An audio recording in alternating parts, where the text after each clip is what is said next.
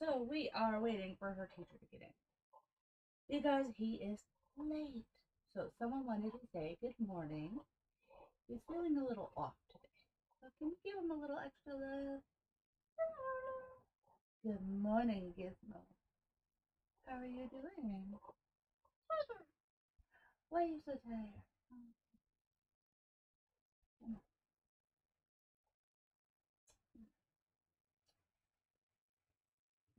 Are you gonna fight? Oh, you are. Are you gonna fight?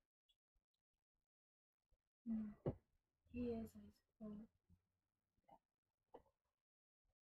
So I need to talk to Yonder because that means that it's open. Can we please make it back and stuff like that? Okay.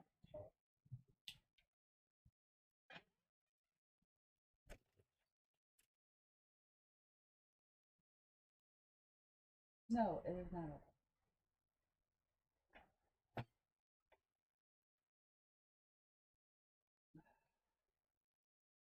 Marty is late today. Okay. Well, we wait for that. I'm gonna do something. You're gonna go make a pot of coffee. So we have hot and family burgers. I'll ask Yonder too. I gotta do I don't know if she is doing that.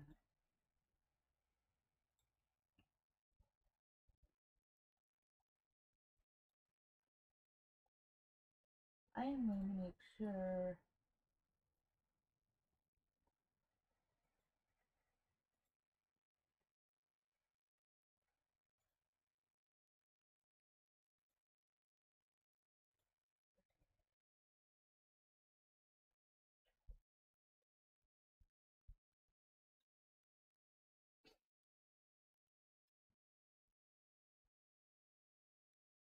Alright.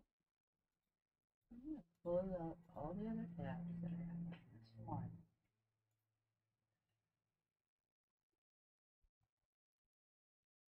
Uh-oh.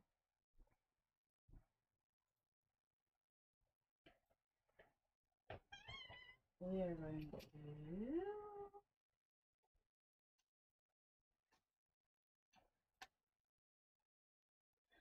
What's up, baby girl?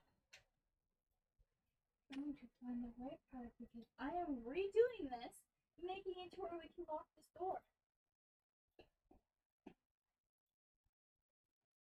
I think something's a little tipped off. Let me see.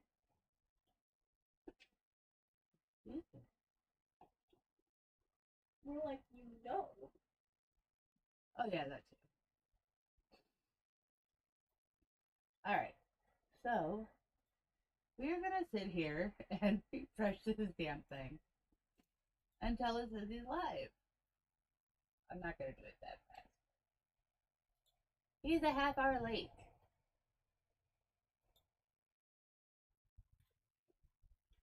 And I am gonna grab my phone, go on X, and find out where her teacher is. He is missing.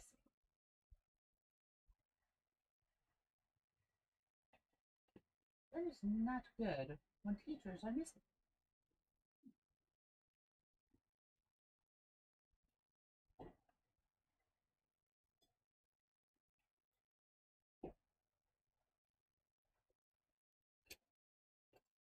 And how do you plan on fixing that?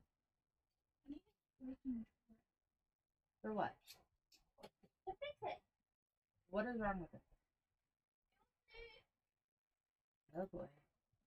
No, you are not using a drill.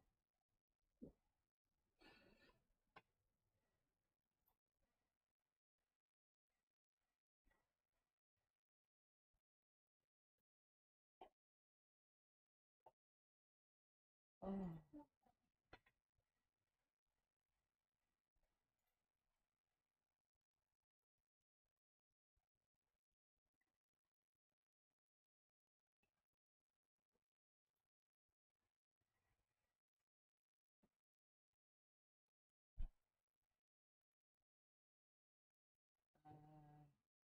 What?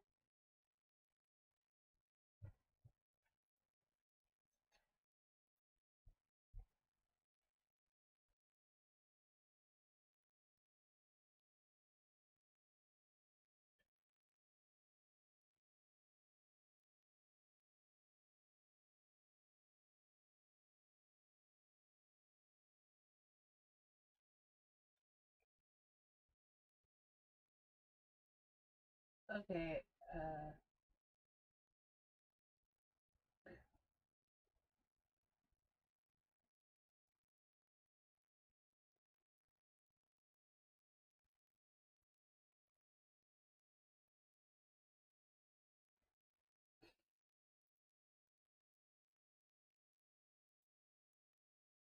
I think I know what he's gonna talk about.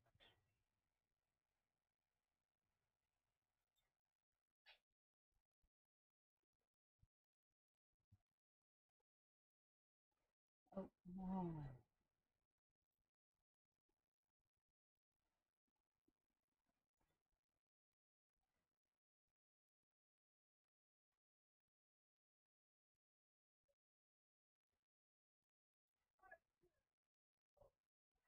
Marty, why are you so...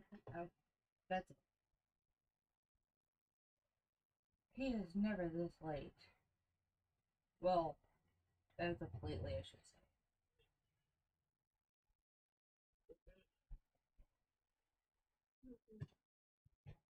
Okay. I just DM'd him. I'm like, are you okay?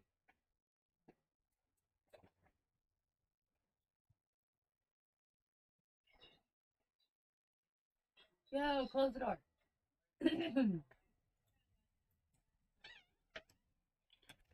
Sorry, I'm trying to get this done. What exactly is wrong?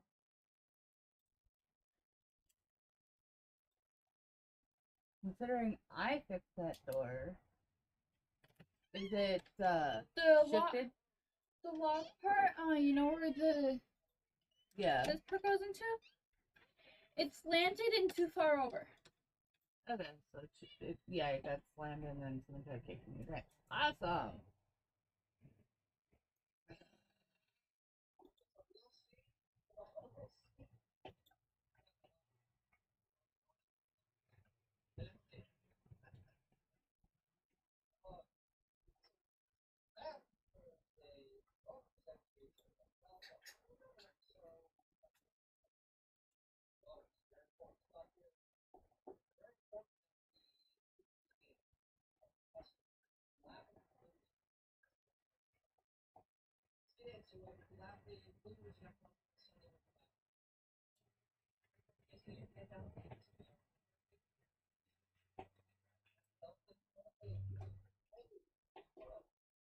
So I figured out why it's planted. The top nail is not even in the wall. Yeah, someone tried breaking in.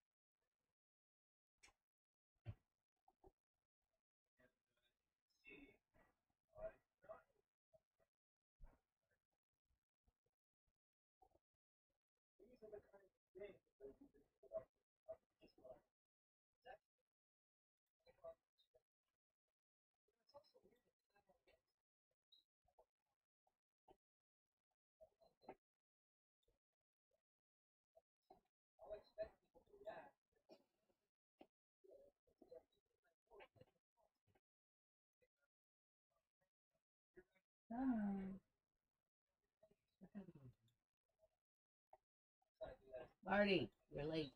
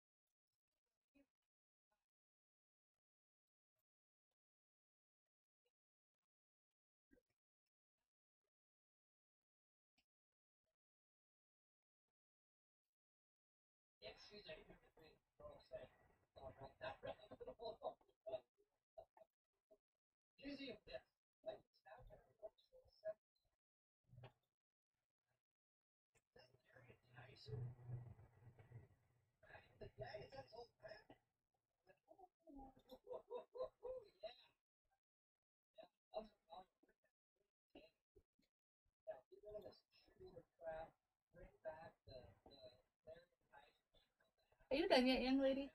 Nope. Trying to hurry. Ow!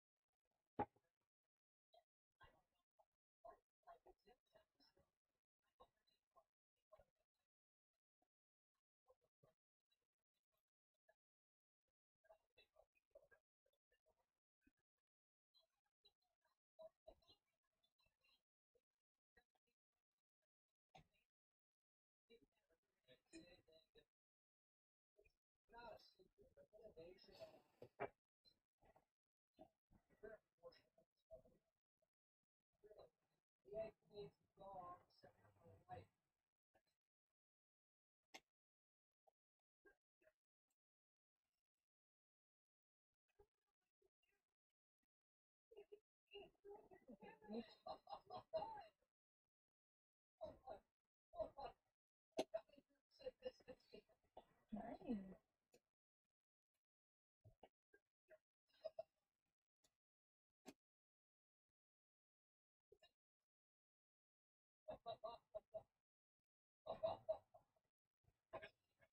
I need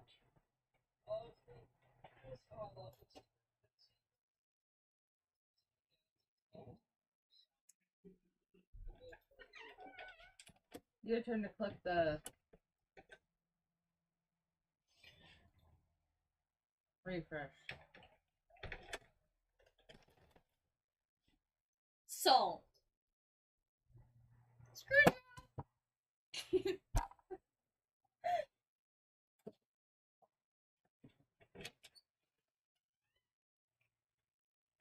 Now no one can just walk in no more.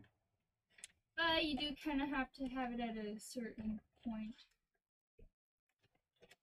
Yeah. That's what happens when you upset a child. Careful.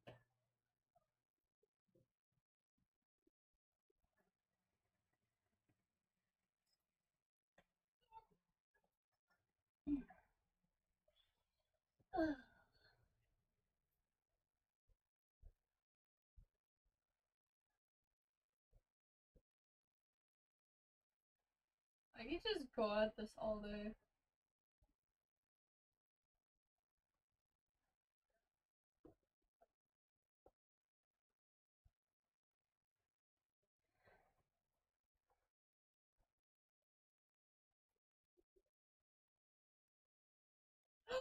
Yes! Damn it!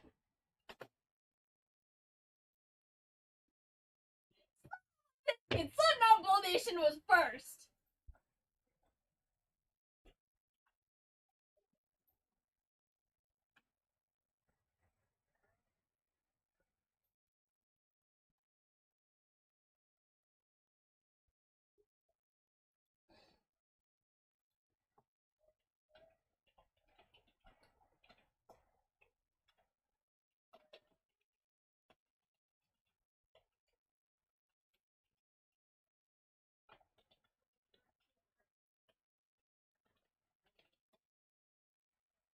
Me, Avocados, Diablo, and Somnambule Nation all sent it at the same time. Mm-hmm. Like the same exact time. That was hilarious. Mom, look. 9:35, 9:35, 9:35.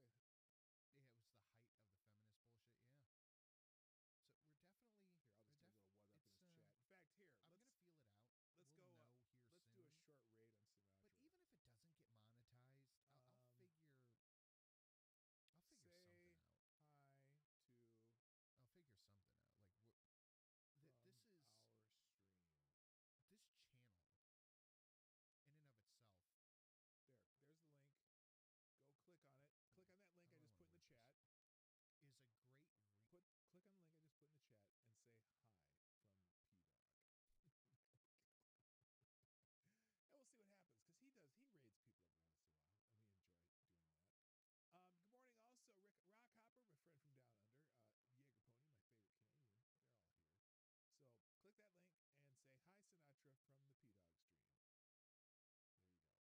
All right. And I'm testing you. Oh, I'm saying what up, and I just put what up cilantro. Okay. Oh, let me get my back channel there. Okay. As people are coming in, let's go ahead and get into some news. Oh wait, let's say thanks to people. Oh, I got lots of notifications here. What the hell is going on? Is this everyone sharing the show? Looks like.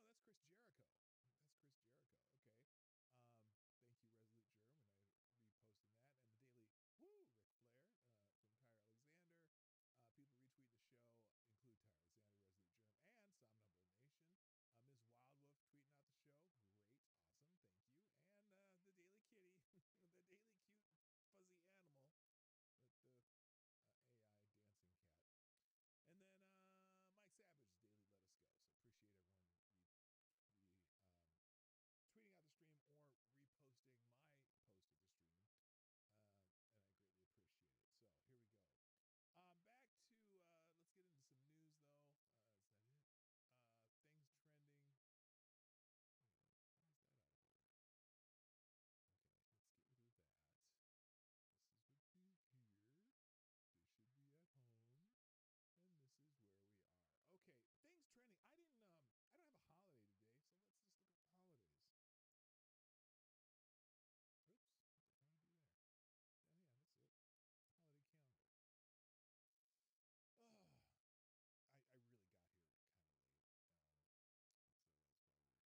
And I greatly appreciate it. So here we go. Back to, let's get into some news though. Is that it? Things trending. Oh, why is that out of order? Okay, let's get rid of that. This is would be here. This should be at home. And this is where we are. Okay, things trending. I don't have a holiday today, so let's just look at the holidays. Oops, what did I do there? Oh yeah, that's it. Holiday calendar. Oh, I really got here kind of late. So that's why we're a little behind here. It is National Daughter's Day. Oh my gosh, I gotta send my daughter a nice message. I did not know that. Also, Therapist Appreciation Day. We all need to thank our therapist for whatever's happening. National Quesadilla Day. I didn't know we had one of those. World Dream Day, National Cooking Days, National John Day. Now, that could be someone named John, or that could be a prostitute holiday. I don't know. National Lobster Day. If you're anywhere near Maine, go get you some lobster. I hear it's pretty cheap to get lobster in Maine compared to other parts of the country, just because they have so much going there. Plus, you can get some big old giant lobsters there because the pick of the crop usually ends up there.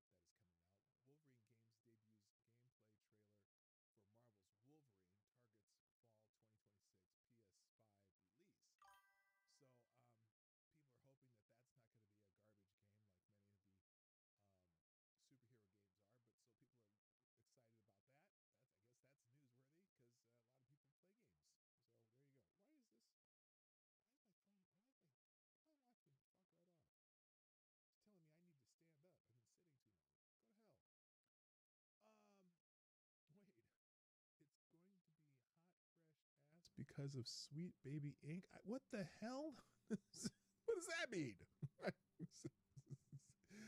Is that a song? Is that a one-hit wonder? Okay, all right.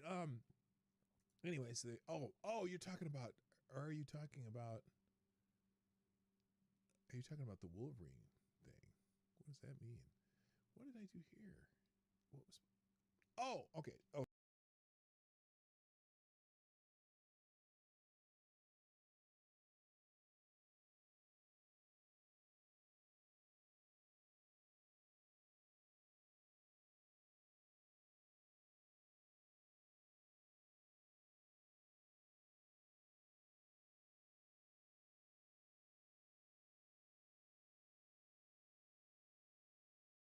Training. Now, if you're, I know a lot of you are not into golf, and I usually don't talk about sports, and I can't even remember why I wanted to talk about the Ryder Cup this morning. But this shirt was pretty funny. I thought the the British blew a 13 colony lead. That's funny as hell. Now, I remember why I was going to talk about the Ryder Cup. This year, the Ryder Cup is being played here in the States at Bethpage, which is a course out in the state of New York. And as they've been introducing, they're introducing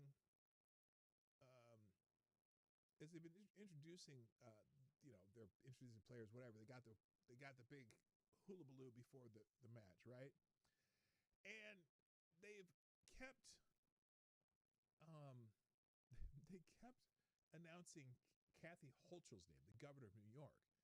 And every time they would mention her name, there was like major boos in the crowd. And this is not like one of those where Trump's in an arena and they'll see a picture of Trump and they'll have one section of people booing, and so that person will do a video of them saying Trump booed relentlessly, and then you have someone else in the arena they were yelling yay or clapping and hurrah, and then you get their video of everybody was cheering, because it's always a mixture of cheering and booing. Not so much not so much at the Ryder Cup. Here it is. Is this the one? We're fueled by something money. Okay, that's not the where's the there's a great compilation of all the time they would boo Kathy Hochul. Here's one of them. Let's try this one. All right, here we go. Nope, this is from. Nope, I don't like it when they do it from the crowd. I like it when they do it from the stands. Governor, all right. It's not Roger Goodell. Everybody relax. Governor, this is a beautiful golf. Okay, that's one of them. But there's a compilation one of these they played. Not that one. Maybe it's this one. Let's try this one. The governor of state New York, Kathy Hochul.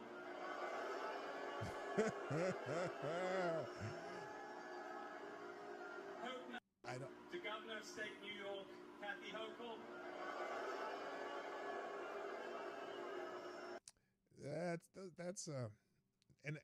But every one is this the here's your friend for New York, your friend and mine in attendance, Governor Kathy Hochul. Governor, thank you so much for being here. And thank you to your team, too, for getting us ready for the Ryder Cup in New York. I would like to say a few thank yous. To Governor of State New York, Kathy Hochul.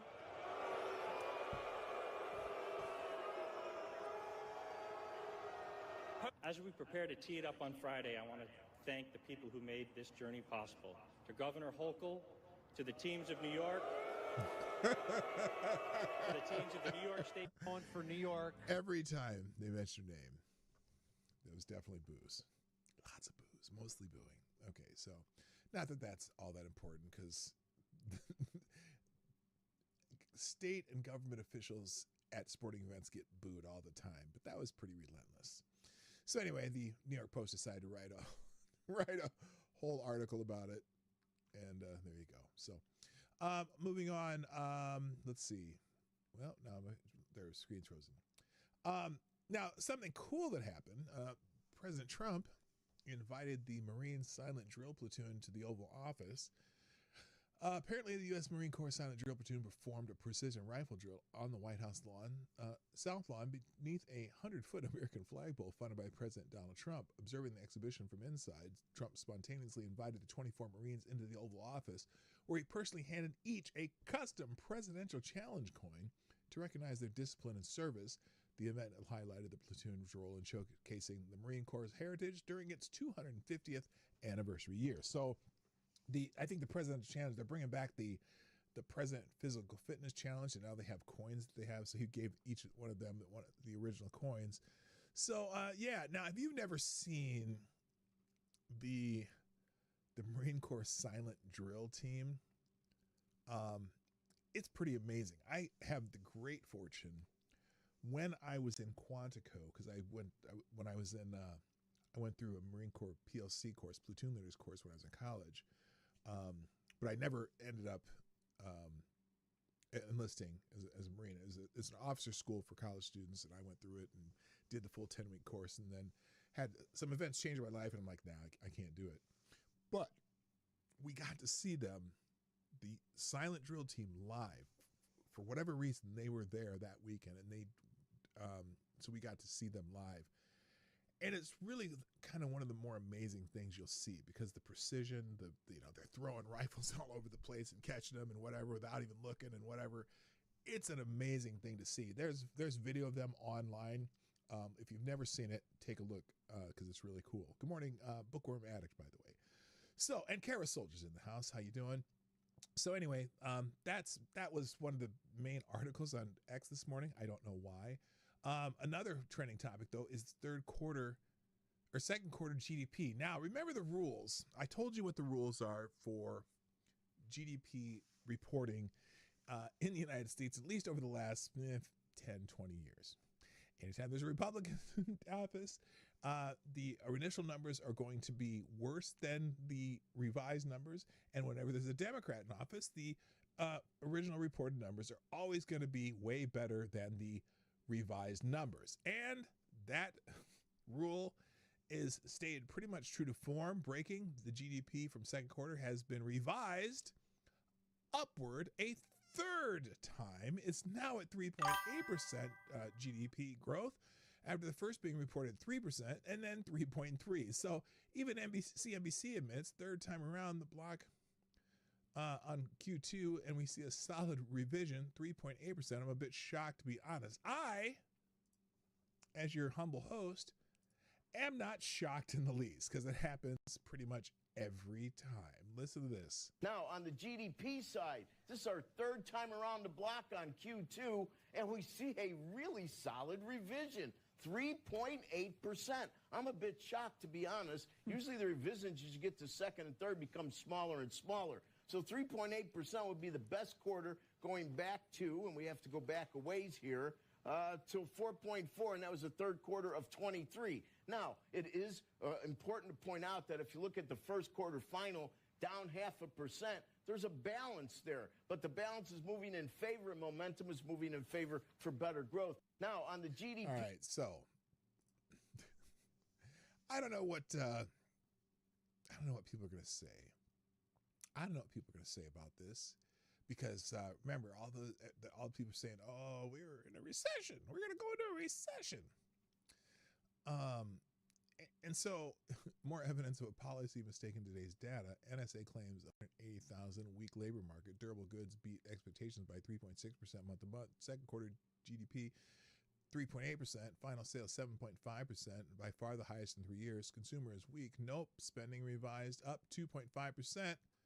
Again, it's because Donald Trump's in office. So the initial reporting always seems to be worse than the revisions, because nobody usually pays attention to the revisions. But so that's good. I mean, I don't, and I'm not saying that this has anything to do with what's going to be happening in the future. This shit, everything could go to shit tomorrow. But now we know that those numbers were better than they were reported initially, and the people who are reporting it are pretty much just the finance channels. So we'll see what happens with interest rates still.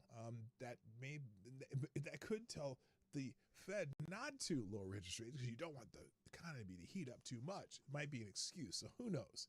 who knows what they're doing? If this is, you know, people entrenched in government playing around or trying to manipulate the Fed or whatever, but it seems to be better news than was initially reported. Again. Next up, Alaska's trending. Now, this was another one. I was like, why is Alaska trending? Well, apparently, this is kind of breaking news from yesterday evening. Just in, the U.S. scrambled fighter jets at night to intercept Russian military aircraft. 2 Tu-95 bombers and 2 Su-35 fighters were circling near Alaska, according to CBS News. Here's the, let's see, is this the report? Let's see. Cache 5-1 heavy contact Anchorage Center on 123.9er. Cadet. 123.9er, Cache 5-1. Cache 5. So anyway, that's not good. So as I was scrolling down on this, Russian drones violate Danish airspace and jets approach Alaska. For hours, unidentified drones strongly suspected to be Russian flew over Denmark's Aalborg Airport, forcing the closure of airspace. Police confirmed the drones operated with precision, echoing recent incidents that disrupted flights in Copenhagen. Despite attempts, they couldn't be intercepted before leaving the area. Danish armed forces announced they are supporting national police in the investigation, calling the drone incursions a serious security threat. At the same time, U.S. military radars detected Russian aircraft approaching Alaska's air defense zone, another calculated provocation, testing Western response times. Moscow is systematically probing NATO's northern flank from Denmark to the Arctic. Every hour of tolerance emboldens the Kremlin to escalate further. Oh, is this... What does this mean? Does this mean they're wanting us to get into a war with Russia? The free world must treat Russian drones and jets not as isolated stunts, but as a pattern of hybrid warfare, a rehearsal for wider confrontation. Well, that very well could be. And so surely they need to monitor that carefully, right? And we'll see what happens. And then there's lots of pictures of bears and wildlife in the Alaska section. So there you go. Good morning, Ercole Di Stefano. What's up? Good morning, or whatever. Got to talk on the phone. Can't chat. Sending my best. Well, our best to you too. Wait, over Denmark, that is. What was that? Or, let's see. What did you say before that? Okay, never mind. Oh, war games. Yeah, they're playing games, all right. All right, let's keep going because I'm behind. Tylenol still trending. People still bitching about Tylenol. We kind of talked this out yesterday. Trump directs FDA to warn on prenatal Tylenol use over autism link. Now, here's the reason. Only reason I want to say anything about Tylenol, because this is one of those cases where if Trump says it's good for you, people who hate Trump, or all the left, will tell you not to do it. If Trump tells you it's bad for you, they will do exactly the opposite. So there is, I guess there's an unfortunate case where here's an example. Whether it's advocating for the right to kill their babies by abortion or risking the health of their babies by taking Tylenol while pregnant just to prove a point, it's undeniable that the left does not value life whatsoever. So apparently there's a barrage of people on the internet who saw this thing about Tylenol and decided to prove that Tylenol is not bad for you. So people were taking Tylenol on TikToks and Instagram Reels. Unfortunately, one young woman has already died from this. A woman who was pregnant took too many Tylenol. And maybe I should look this up. Please do not take Tylenol while pregnant for social media likes and views. You can really hurt your child. That's Paulina Luna. This is not a joke. Get offline. Liberal pregnant moms are taking Tylenol and posting it on social media. Here's this Tylenol story is a perfect case study. Liberals will oppose anything Trump supports no matter what. You don't hate the mainstream media enough. So you get this right here. Whoops, hang on. Here's the picture here. Reuters, too much Tylenol in pregnancy could affect development. That's from 2013. Reuters. Here's Reuters in 2025. Trump links autism to Tylenol and vaccines, Claims not backed by science, except for the Harvard study that says that it can be a factor. Right? Let's move to this one. Taking Johns Hopkins University. This is from November 5th, 2019. Taking Tylenol during pregnancy associated with elevated risks for autism and ADHD. A Johns Hopkins study analyzed umbilical cord blood samples found that newborns with the highest exposure to acetaminophen were about 3 times more likely to be diagnosed with ADHD or autism spectrum disorder in the childhood. Johns Hopkins. That's not a very good source, is it? Oh, there's a Harvard study that says the same. Hello, Midnight in Exile. Here you go. Mount Sinai study supports evidence that prenatal acetaminophen may be linked to increased risk of autism and ADHD. This is PubMed, use of acetaminophen during pregnancy, and the risk of autism spectrum disorder of the offspring. All these outlets have been reporting this since, well, this is 2016. This is not new. Prenatal, this is the American Association of Pediatrics, prenatal exposure to acetaminophen at risk of ADHD. ResearchGate, all these studies that have been out here for years, and now we get things like this. And this is Tylenol himself. We don't recommend using any of our products while pregnant. Thank you for taking the time to voice your concerns today. Now, I wish I could find, by the way, 150, now this one says 150 studies done on pregnant women, 7 found a correlation. Oh, really? Well, they've been published all over the place. Don't forget CNN. Trump links autism, blah, blah, blah. Here it is, common painkiller. This is from, what's the date on this? 2021, common painkillers should be investigated for possible risk to developing fetuses, experts say. 2017, study links acetaminophen to pregnancy to ADHD, but expert question the results. Acetaminophen during pregnancy may increase your risk of hyperactivity in kids. So there's all these studies that have been saying this, but once Trump says it, no. Now, I'm trying to find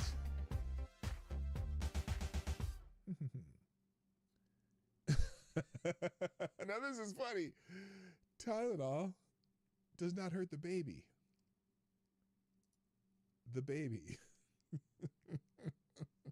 That's Destiny, if you didn't know who that was.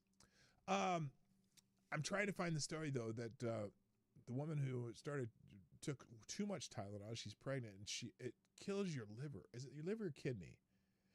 Here, hang on. Well, let's ask Grok. We'll ask Grok live. Let's go back over here. Here, let's go to Grok.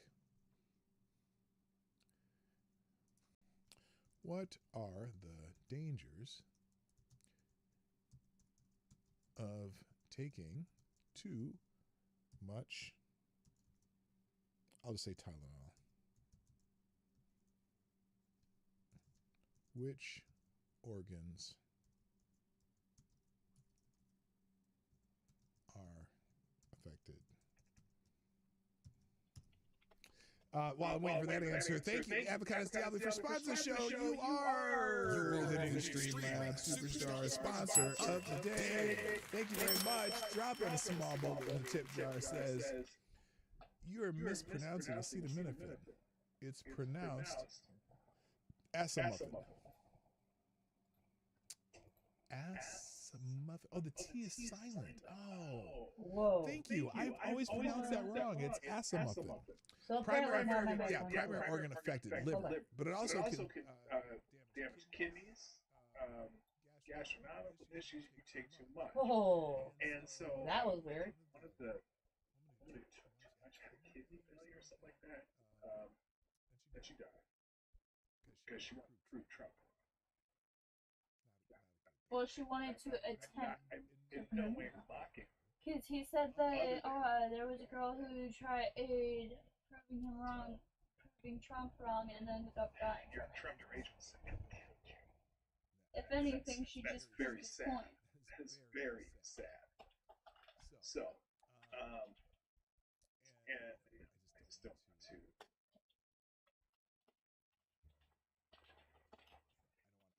I don't want to mock something. We'll get into dying thing in a second. Because, Argentina's I can trending. hear you now. Apparently, we're going to give $20 billion to Argentina for something. Bailing out a car. Trump cuts kids now bails out investors in Argentina. So I'm sorry for the echo like that. Now this is all critical of Trump, and I'm not sure what's going on. One of the posts on here. Well, here, let's start with this. First, President Javier Milei didn't agree to the currency crisis in Argentina. That Argentina finds itself in, nor did his policy crash their stock market. The second, the Coronists flex their muscles in Congress and in the private sector, they tank the economy. Milei is willing to spite the socialists. That's from yesterday. But there's some kind of bailout going on for Argentina, which, doesn't sound all that America firsty. I'm not sure. That was me. Midnight Next, I sent you the video on Twitter. Oh, let me see what I can find. The video of, wait, what are we doing? Oh, is this the video of the girl? Here, let's check. Let me find that real quick. Let me go into my mentions. Is it in my mentions? Let's try here. By the way, thanks for sharing the show.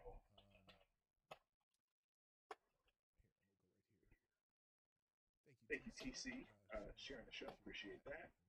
Posting it. Oh, is this the one? The source of the video.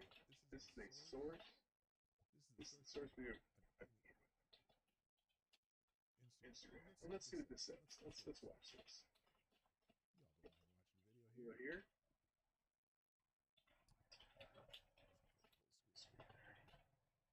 There we go. Here we go. Let's listen.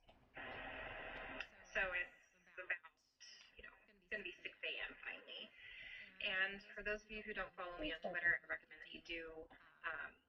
I got a call, a very frantic call at 4 o'clock in the morning from a husband whose wife is now dying of liver failure on a ventilator in an ICU because she was trying to prove that Tylenol doesn't cause autism because of what Trump said on the news. Mind you, that's a Harvard study. Now, whether or not you believe the Harvard study or not is not the issue here. The issue is that she's somewhere between 23 to 25 weeks, and she overdosed on Tylenol. And she's going to die. She's not going to come off that ventilator. And they got a phone number from somebody. Somebody gave it to him. I mean, guys, it's early in the morning. I'm still in Hello Kitty sweatpants in my gym trying to work out. And she's gonna die. It's gonna be. Let me tell you something about Tylenol overdosing and death. It will kill you. Is that if you aren't administered the antidote, it is a very slow and painful death. Okay, because Tylenol, as well as Benadryl and aspirin, are the 3 most common OTCs that people will typically try to unalive themselves with. So I'm censored. But now people are just taking massive amounts of Tylenol to prove Trump wrong. I mean, weren't these the same people? Definitely a version of the Darwin discount against me. And again, I'm not mocking people who die from things. I'm mocking actions. Don't be these people. Don't. Thank you. Tim Jar says, well, she did prove Trump wrong. That kid won't be autistic or anything. Oh my god. That's not funny. Stop Well, he has laughing. a point.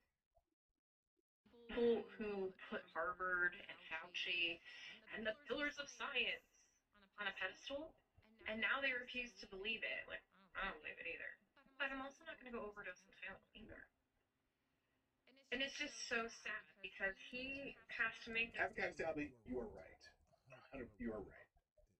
That was choice of them going and trying to emergency deliver this baby, and the baby may not survive. baby's going to spend a long time in the NICU. Hopefully, the baby will survive. And remember, guys, preemies have complications even if they do survive. Oh, AD, there's still a chance. I didn't ask him if he had more children. So, I mean, let's say this woman they have more children. They lost their mother. The baby's not going to grow up with the mom. He lost his whole life if this baby dies too. All because of TikTok challenges, guys. Everybody wants, well, not everybody, but maybe these crazy liberal women. They, literally hate Trump so bad that she killed herself and her baby, potentially. I'm just like, I don't even have words. So the only, and I don't even, we don't need to watch the rest of it. I'll leave this in the feed today.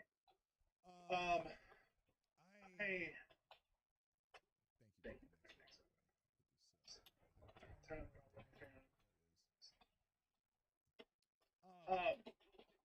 Now, do we know 100% that story is true? I don't see this woman engaging in theatrics about this. She seemed very contemplative, so I don't really have any reason to doubt that this is something that happened. And I'm curious how many times this is going to happen over the next week or so. How many of these idiots who are going on TikTok and pulling the old Tylenol challenge are destroying their lives. Especially if they're a drinker. Don't do it. Oh, what's good? You can't drink and take Tylenol. We got sponsored.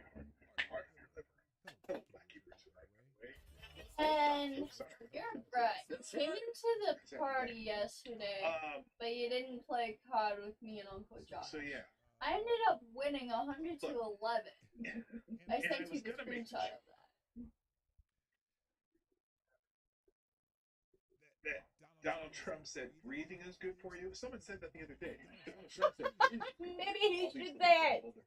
No. Say what? No. It's just crazy. So anyway, next up here is. I can't wait till tomorrow because I have a few questions for him. Oh, California is on this too. And I don't know. There's no specific reason why California is trending other than Gavin Newsom's a shitbag. We know that. But apparently some county in California flipped red. I don't know what this is here. California Republican Party says that Stanislaus County has officially flipped red. Momentum's on our side. I'm going to see it started. Yeah, it's still California though. Anxiety. Don't forget to click that link. Jump over. Say midnight says hi. There's something else in here. And smash his like button. Representative Kevin Riley, congratulations, Governor Newsom. I know. It seems like a lot to do. Poverty and sadly child abuse. No, the last few times you said to go over there, say midnight sauce, and then come back. Okay, fine. Go over there, say midnight is up. But also, this is the other one. Now, you said it. Is the You're constantly changing it. Solar power plant. Ivan Path Solar Power Facility in California, just outside of Nevada. It's in California. I'm surprised you haven't said morning to him yet. Has officially shut down. When it was built, I'm tired. The world's largest solar power plants, it failed to generate power. It was estimated to over $2 billion. Haha, he even says hi to me. And it relied on natural gas. That's so much comment. And remember, think about this. It's in the sunniest place on Earth, the Mojave Desert. Like sun 300. Love you. Love you. I gotta go party. 362 days a year. Big clouds too. And yes, I am listening. Also, fried over 6,000 birds a year, which would have shut any oil and gas facility. So that's another thing that was trending about California. Here it is. Here's someone talking about.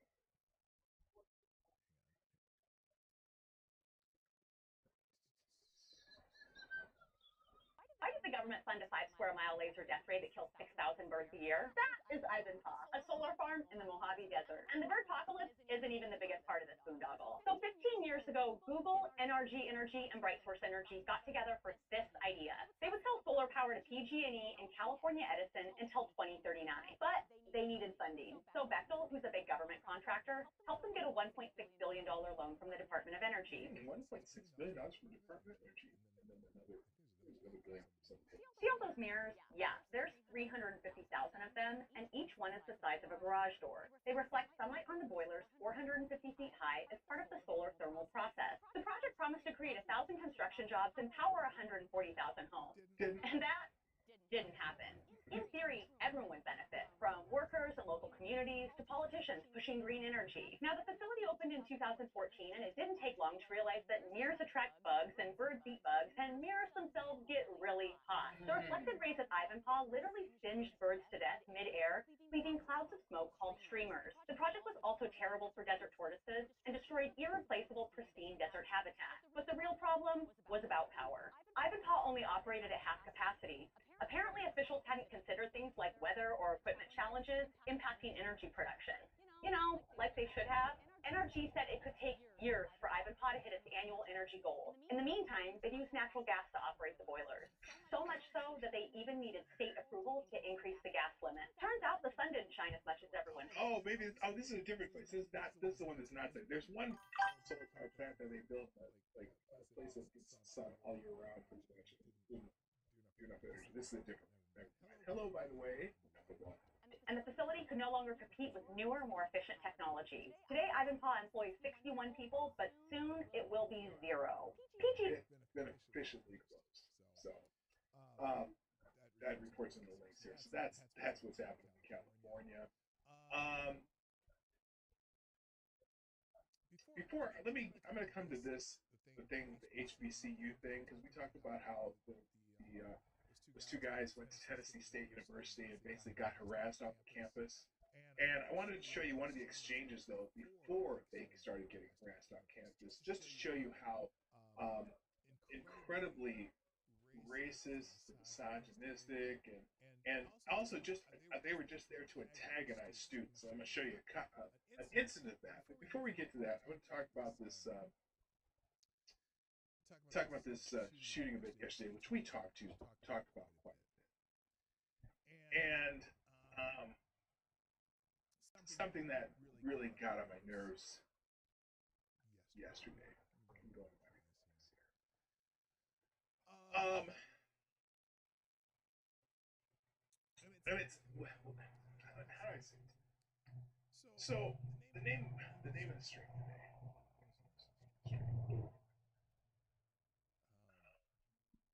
People die. Guess whose fault, right?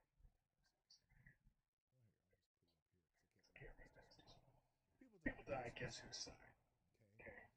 Now, when I say guess whose side, there's a reason I put it in quotes and not asking questions. I'm not asking questions. I'm saying that suddenly there's this really nasty trend. When people die in an event such as the Charlie Kirk shooting or a school shooting, this event yesterday, the ice games, it seems like where everyone's playing this game of let's put who's on the scoreboard, who's scoring, who's going to get the political points on this, okay? And it's a trend that it's beginning to disturb me quite a bit. And the post that got me just really annoyed yesterday, it was early this morning. While I was at work on this, was this one right here. And before you say, "Oh, they do this," we're all doing it right now. So this guy posts this guy named Kobe93, and I'll put a link to this.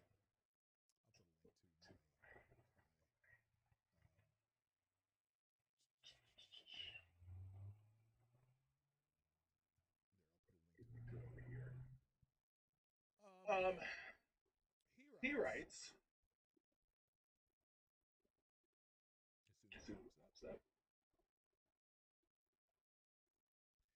He writes, so maggots, because they call people who support Donald Trump maggots. MAGA with a T on it. Get it? That's so clever.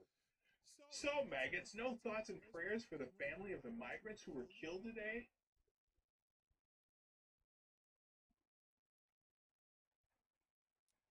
And I found that very interesting. Hello, Donkey Punch Man. Donkey Punch Man is the greatest name on earth. So he says, yes, he says, so maggots, no thoughts and prayers for the families of the migrants who were killed today. Now, I remember distinctly, at least me, and I'm not, never classified myself as a MAGA person, but I support Trump and, want the country to do well under whoever the president is. And I know that I said this yesterday that, wow, a lot of people are they're talking about this, but nobody seems to care about the 3 people who were killed. And I hope, regardless if they're illegal immigrants or being deported or what, their families are going to be missing a family member. There's someone who loves them that, they got killed senselessly because some asshole decided to attack on ISIS. But when he says no thoughts and prayers for the families of migrants who were killed today, right? So I went to his feed. I went to his X feed. I went to his replies. I went to his posts. And I scrolled down for the last 2 or 3 days. And he never posted about those migrants who were killed today. Or that day.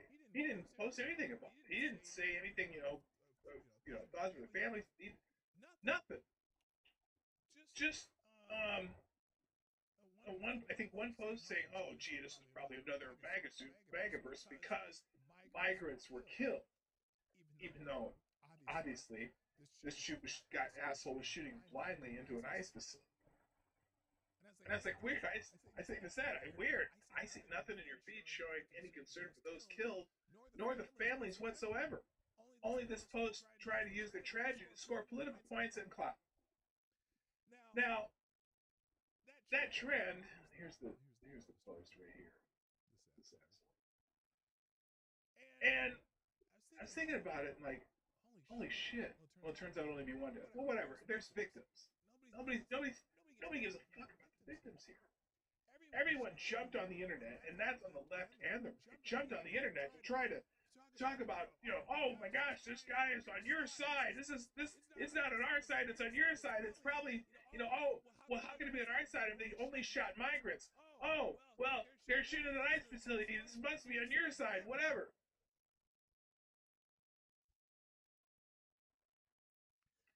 Nobody gave a shit about the people who were killed. And let's put it this way, if it were ICE agents who were killed, would people on the right be mourning the ICE agents? Probably, because they were concerned about Charlie Kirk, where the left is just trying to find a way to make it about being MAGA people. But I just, it's just like, everyone's arguing on the internet about who did it and why, and not the people that are killed. It was a little different with Charlie Kirk, but it happens every time. And I guess I'm disappointed in what's going on in the country when it comes to things like that. A lot of it used to be that people getting killed at least kind of get people to come together a little bit. So anyway, they did find, they identified the guy who did it. Joshua Jans kills detainee, wounds 2 at Dallas ICE facility. Joshua Jans, a 29-year-old from Texas, fired shots at the Dallas ICE officer Wednesday, killing 1 migrant detainee, injuring 2 others in good condition. John died from a gunshot wound and left behind shell cases marked anti-ICE, which boy oh boy, I'm kind of, I don't want to play skeptic and conspiracy theorist or whatever. It's kind of weird that someone would write anti-ICE instead of, who hates ICE, anti-ICE instead of fuck ICE. I mean, and the type of rifle they used was a very old style rifle with these 5-shot cartridges you pop in, I mean, I suppose they're rifles that are used for hunting, so maybe it's a hunting type rifle, but it just seems like a weird setup. It's interesting though. In the last two high-profile shootings, nobody's accused of using an AR-15, right? No one's accused of using an assault rifle, at least, right? Sniper clips, stripper clips, yeah, stripper clips. Hello, Captain Wizard. So you can't make this about they can't make it about assault weapons. So now they can make it about all guns. Oh, it's the guns. But even, but by the way, my concern about how people are treating this, even the vice president comes out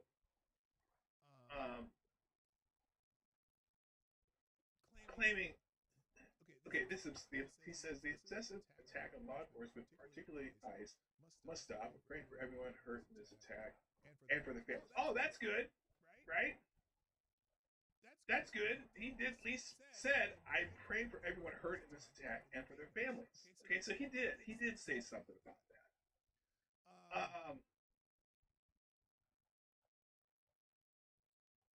Now, I don't know, note suggesting context to be shown with post. This is, okay, people say that this was not an attack on ICE, are not thinking logically.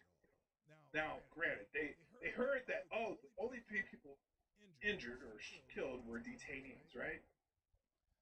But it's at an ICE facility. If someone was shooting at people who were supposedly illegal aliens, why would they go to the ICE facility to do it? Take a chance of getting ICE agents?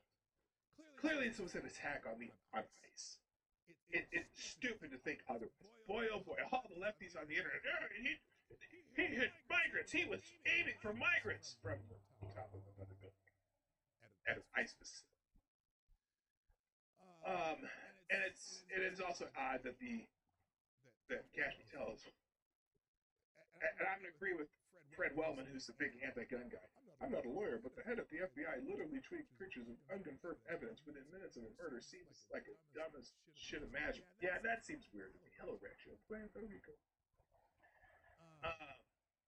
But a lot of people are posting clips of politicians, people on the internet saying really shitty things about ICE. Gavin Newsom, like this one. Stephen Miller puts this up. That's happening in the United States of America. Masked men jumping out of unmarked cars, people disappearing, no due process.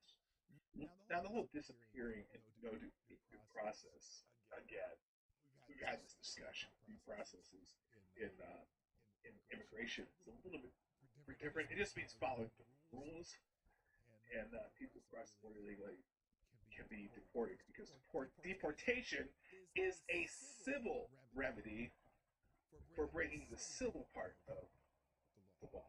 But they are criminals, because you commit a crime if you cross the border illegally. But a civil penalty is not a criminal punishment. And some people don't seem to understand. Deportation is a civil penalty for criminal activity versus the criminal punishment for crossing the border illegally would be going to trial and being put in jail for 6 months or up to 2 years if it's more than the first offense. The civil remedy of deportation is not a criminal punishment. It's just considered, we're going to send you back home. Your punishment is you got to go back home and get back in line. Civil punishment. So the due process is different for deportation. The act of deportation is a different part of the process that is due process in a lot of these cases. So anyway, but J.D. Vance did go off on Democrats for the violent rhetoric. And again, did he show concern for the dead? I hope so.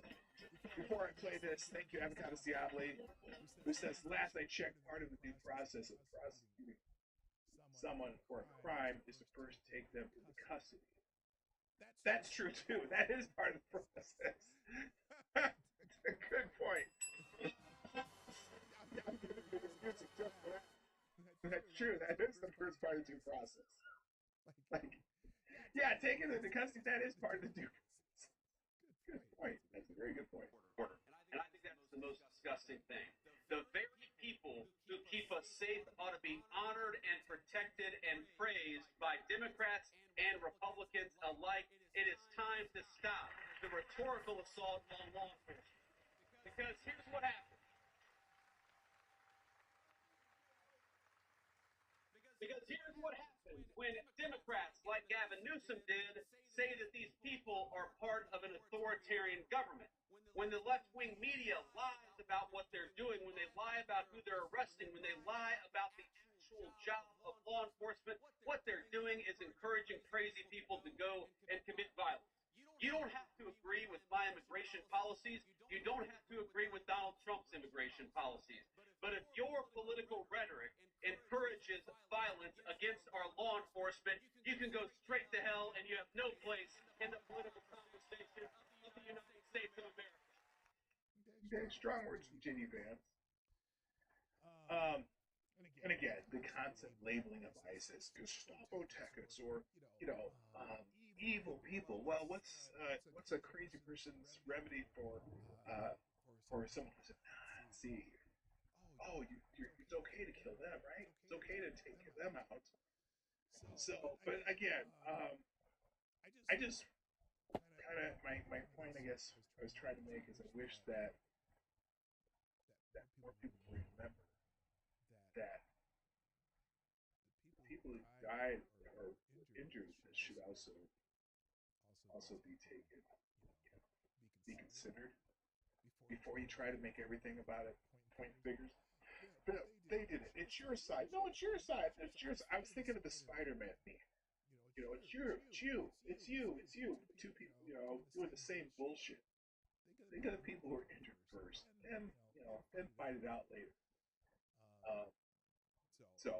And I don't care if they're here legally or not. I'm praying for those who are injured and got the families of those who are injured and got killed. All right, I'm gonna finish up. I'm skipping some trending topics. There's lots of hubbub about James Comey may be indicted soon for lying to Congress. And there's plenty of evidence of him lying to Congress. Someone mentioned that perhaps Letitia James too could be indicted. I don't know. I've got a whole trending topic on that. Also, the trending topic on Dallas ICE. There's so much in there. People are just arguing about that kind of over it now. Hillary Clinton is also trending because 2 weeks after the Charlie Kirk assassination, she's reminding everyone that white Christian men are dangerous. That's good for her. Here's Hillary Clinton saying this stuff about, we got to turn down the temperature, but white Christian males are a danger to society. And I am proud of the fact that we have always been a work in progress. We haven't gotten to the more perfect union, and we fought a civil war over part of it. And people have been protesting, for hundreds of years that, things were not as they should be, given our ideals and how we should be moving toward them. So I think that's what makes us so special as a country.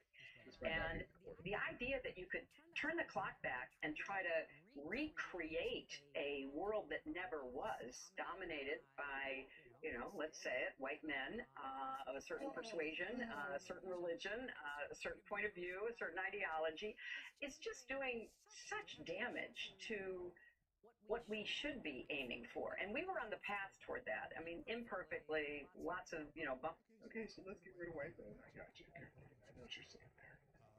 But also here, listen to this. We've got to stop demonizing each other. Exactly. Yeah. Now, I think most of that right now in our country's history is coming, from the right, coming from people who want to dominate. They want their point. Wait. What was the first words in the sentence? What were the first words she said? We've got to stop demonizing each other. Exactly. Yeah. Now, I think most of that right now in our country's history is coming, from the right, coming from people who want to dominate. They want their point of view. What is he talking about?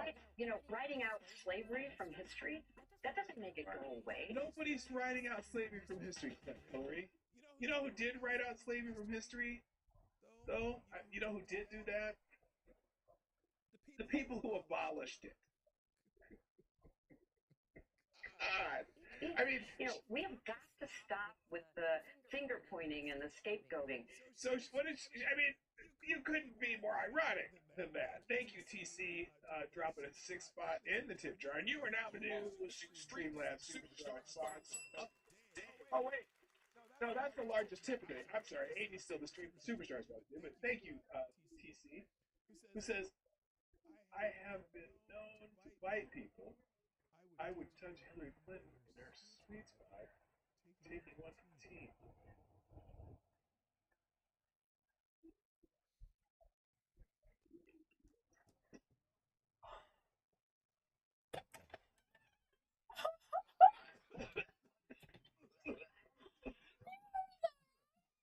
What?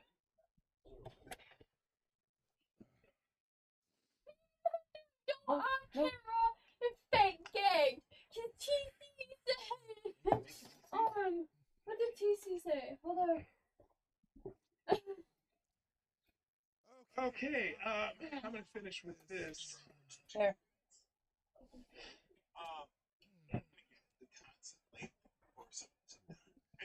Okay, we're finished with this one. So we saw the guys at the TCU, Tennessee State University, wanted to set up a table and wanted to have a thoughtful discussion with people that they disagreed with. Okay, Oh, by the way, this is where it started. Posted this again, another one of these. He put it when he put it in These the MAGA rage baiters didn't come to Tennessee State Okay, turn that one down real yesterday quick. to quote debate. They came to agitate, disrupt, and stir up trouble. They weren't invited. They went right into this campus. They predicted other followers are finding TCU social media platform, but it's a despicable says don't give them the attention they deserve. You stay vigilant. Agitators like these need to stay off of HBCU campus. Who's at the 80? So let's I got an example. Right before that, he said, I have been known to bite people. And then watch. There to agitate, disrupt, and stir up trouble. Because they posted what the discussion was before some of the students,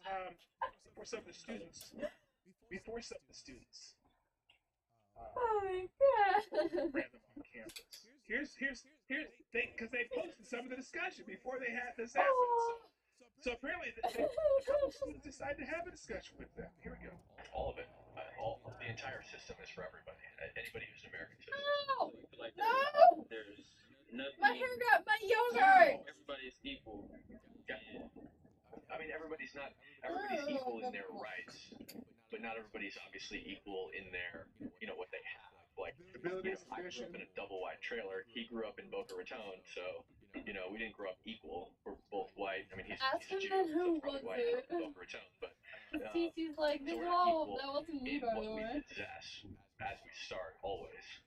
But we are Oh my equal God, forward. these rage bait. Listen to this rage bait. You didn't believe it because there's still honey on my banana. He's just cruel. He's trying to start a fight. Can I ask you, do you think that there's any law that allows me to do something that you can't do, for example? I don't think there's any law that say that you can do something that I can't. But then again, this system can't be ignored. Like, we can't just say it does not exist because there are countless examples of it existing. Maybe just one example of what you're talking about. So what's wrong with the system that allows, I guess, racism to be systemic? Now, I don't have time to play this whole thing, but I'm going to put the just this because I am amazed at the rage that these guys are trying to cause. I'm amazed at the agitation that they are trying to put upon these other students at Tennessee State University that would be, racist, MAGA people. It's so disturbing. I don't understand. So, obviously not being facetious. I'm gonna have to end that there today. Thanks to everyone who shared the stream, by the way. Thanks to Post the link. aggregators. There's I don't have the link. I got it. Never mind. Don't worry. I got it. So, do me a favor. Too much trouble on the mic. I already did it. Okay. So don't do me a favor. You go check can't. out the rest of that particular video and see how much rage those guys You were can't. attempting to cause at the poor HBCU university. That Oh, it's not even popping up. Exactly. Okay. Diligent. Marty. You don't understand. Anyway, here are the things for today. And that's it. I gotta go. Hey, everyone have a great day. I hope you. And tomorrow's free for all Friday. Get your questions ready. Friday Q&A tomorrow. And look, here's the other thing. Oh, by the way, if any of you happen to come across any happy stories, things that are good ones, I think I'm going to start dedicating one segment a week just to that. Good stories. So if you ever come across good stories, cool stories, things that make your heart go there. Oh, that hurt. Send them to me in some method, either a text or email. I can't pin it. Start doing something. But that's it for today. I gotta go. Thanks. My name is Peter Knight, and I am here. Bye.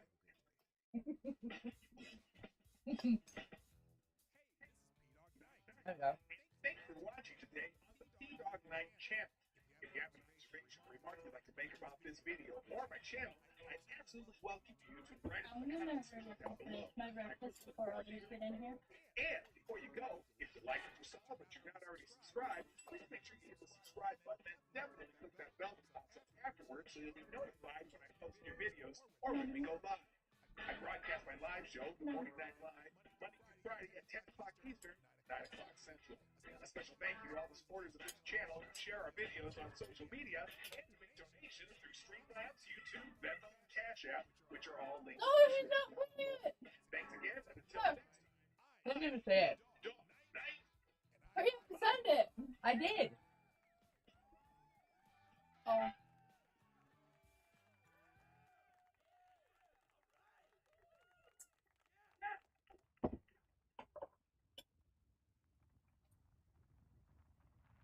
Nope. You didn't even talk about it. Well, go ahead.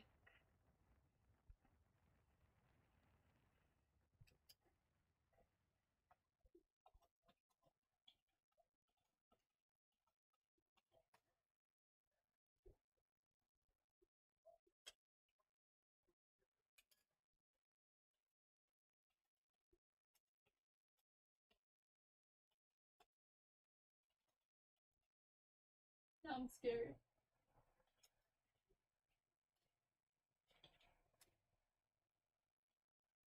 Okay, time to switch over. Holy crap, I'm worried. I'm really worried now. Why? No, that's wrong. There's still 22 people in here.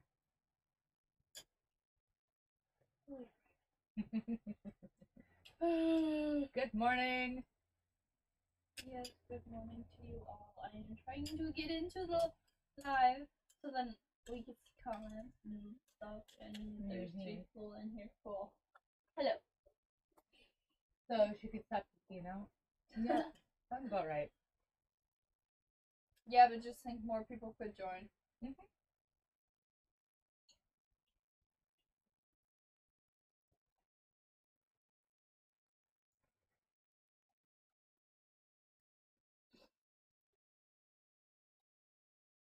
Wait, do you have avocados diablo on your X? You want to send it to him? I don't know, do I? Yeah. Do you really want him in your class? Yeah. Where is it? You good? Don't ask a question that I expect an answer to? Okay, good to know. Alright. He's trying to fix the laptop. Okay, why is that not? There we go. Alright. Okay, so we are going to switch over to this while I set up a couple things that y'all are not allowed to see. Not even you. Close your eyes. I'm gonna go back to Tetris.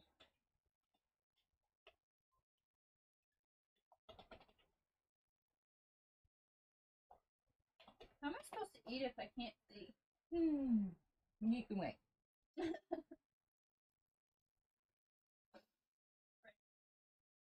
I should not have done that.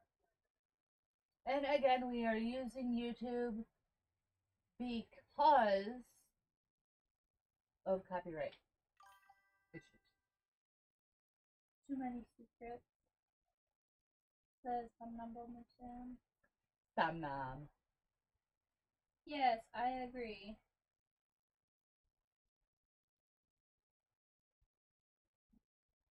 Oh, I like that. I'm going to save that for later. Watch on a different type of life. The hicker uppers. Yeah, for a second. One. You still got it? Nope.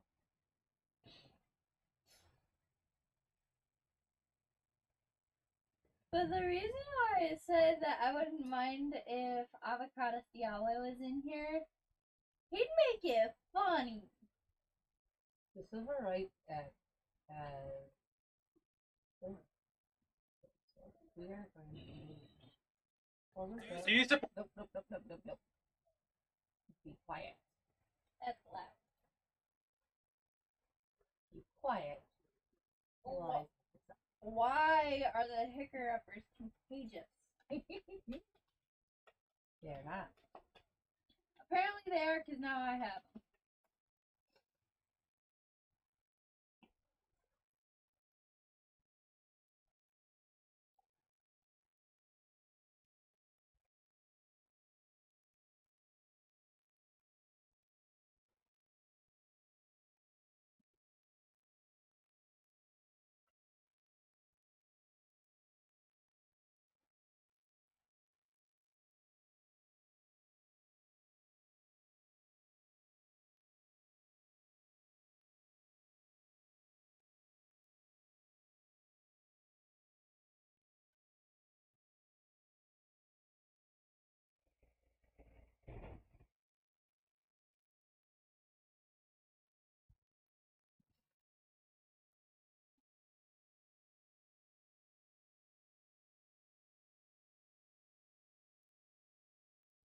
I am trying to find some really good ones.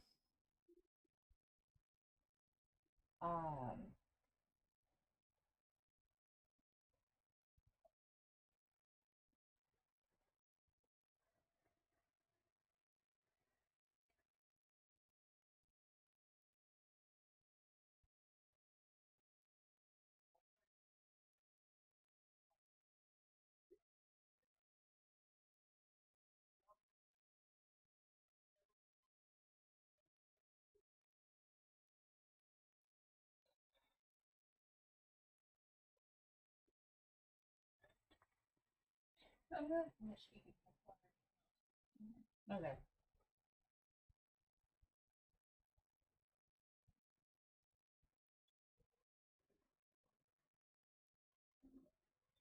Five people in here. Son of a gun. Welcome in. I'm trying to finish eating. I normally don't like eating on camera.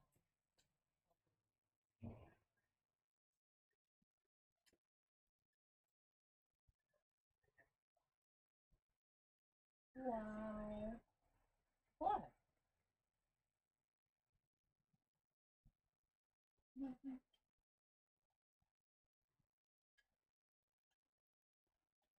You made me eat on the live, so what's good for the goose is good for the gander. Yeah. So again, I repeat, oh boo.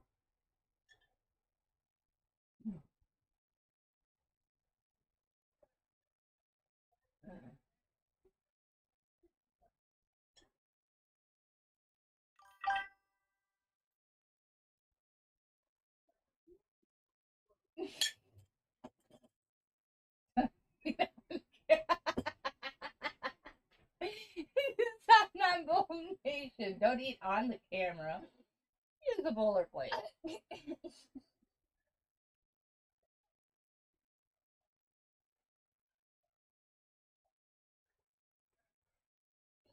Oh my gosh.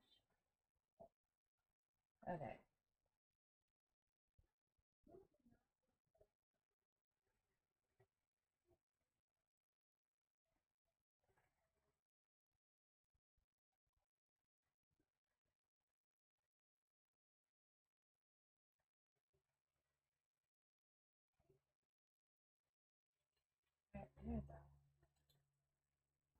Here's a little bit.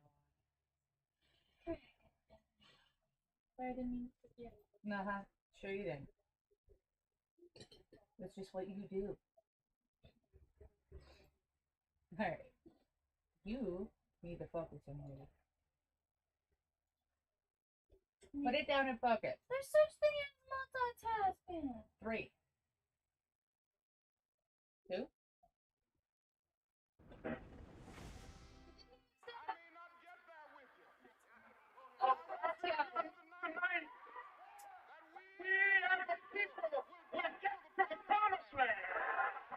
Human progress is neither automatic nor inevitable. Welcome to WatchMojo.com, and today we'll be learning more about the history of the American Civil Rights Movement. The end of the American Civil War in 1865 effectively meant the end of slavery, but African Americans were in for a long struggle before they were finally awarded equal rights. As of 1870, all eligible male citizens were able to vote. However, blacks were discouraged to by violence and eventually legal stipulations. In 1896, the Supreme Court ruled to maintain racial segregation in private businesses in a case called Plessy versus Ferguson. Soon broadened to include schools, many southern states applied this separate but equal mentality to all aspects of life. However, this led to the application of Jim Crow laws, which resulted in blacks being treated as second-class citizens. Segregated schools, public transit, restrooms, water fountains, and more continued well into the 1900s. In 1909, a group of prominent black and white campaigners created the National Association for the Advancement of Colored People, or NAACP. Their goal was to increase racial equality and challenge issues like the Jim Crow laws. Unfortunately, it was between 1910 and 1930 that white supremacist group the Ku Klux Klan saw its biggest expansion amid increased racial friction. Following the First World War, the NAACP was devoted to ending lynching by white vigilantes. By mid-century, the group became instrumental in the Brown versus the Board of Education of Topeka court case. This class action suit, filed in 1951, asked that segregation in schools be struck down. Taken to the Supreme Court, the case resulted in the first integrated school in the United States to open in the fall of 1955. Encouraged by the decision, the civil rights movement began to hold high-profile boycotts, marches, sit-ins, and other peaceful protests. These included 1955's Montgomery bus boycott in support of Rosa Parks.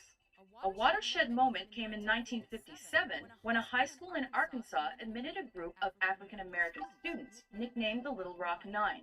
Protested by fellow students, the governor, and even the state's National Guard, President Dwight Eisenhower eventually intervened to ensure the students' safe passage. By 1962, universities also began integrating, though black students were still met with protests and violence. The Southern Freedom Movement continued into the 60s, with support from newly elected President John F. Kennedy and his brother, Attorney General Robert Kennedy. The violence of the Birmingham, Alabama campaign influenced the president to fully endorse the movement. A great change is at hand, and our task, our obligation, is to make that revolution, that change, peaceful and constructive for all. On June 19, 1963, he proposed a civil rights bill to Congress, which was approved in 1964 after his death with support from President Lyndon Johnson. The bill struck down existing legislation that allowed for discrimination, and its approval was largely influenced by Martin Luther King Jr. and the March on Washington of August 1963.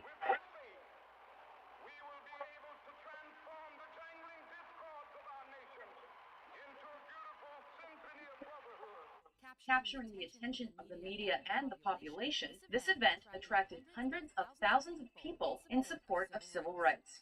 Following that, the Voting Rights Act of 1965 ended the prejudiced voting system. Instantly effective, blacks began voting and running for public office. However, just days later, on August 11th, a violent six-day riot in the Los Angeles neighborhood of Watts resulted in 34 deaths. This was indicative of a period of racially motivated violence that occurred in the mid to late 1960s. This era also saw the rise of Black Power, led in large part by Stokely Carmichael, in opposition to extremists like the Ku Klux Klan. This ideology was exemplified by the Black Panther Party, which followed the principles set forth by Malcolm X. Rising to prominence in the 1950s, his radical ideas advocated militancy for blacks. Black people are dissatisfied. They're dissatisfied not only with the white man, but they're dissatisfied with these Negroes who have been sitting around here posing as leaders and spokesmen for black people and actually making the problem worse instead of making the problem better. He remained an influential and controversial human rights activist until his assassination in 1965. The murders of civil rights leaders continued when Martin Luther King Jr. was killed in April 1968 and Robert Kennedy 2 months later. Despite racial tensions continuing into the 1990s, progress has been measurable. The election of President Barack Obama in 2008 is seen by many to be a culmination of centuries of work in favor of racial equality. This is the meaning of our liberty and our creed, why men and women and children of every race and every faith can join in celebration across this magnificent mall. Why a man whose father less than 60 years ago might not have been served at a local restaurant can now stand before you and take a most sacred oath.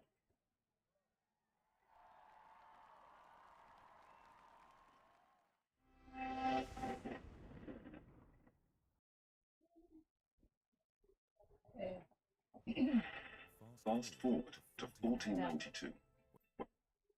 Because, okay, so it says the history of slavery in the U.S. I don't think they're actually going to talk about the whole slavery. They're only going to talk about part of it. So, And Somnambule Nation, what do you mean? yeah, it's not going to talk about the whole slavery, so I'm not going to allow partial propaganda on here. Here's a clip of Charlie Kirk about civil rights. Apparently, I did not watch it. You're watching it with us for the first time.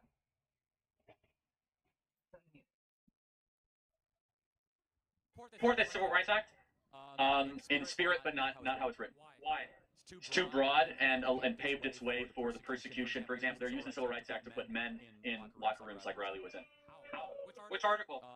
Article 4 or 5, I think. I actually don't know specifically. But the Civil Rights Act is being used for by the trans movement right now as they say that they are women, therefore they demand an accommodation of women's rights. Riley can riff on this. They're using the Civil Rights Act literally to have access into men female locker rooms. So what would you change about the Civil Rights Act?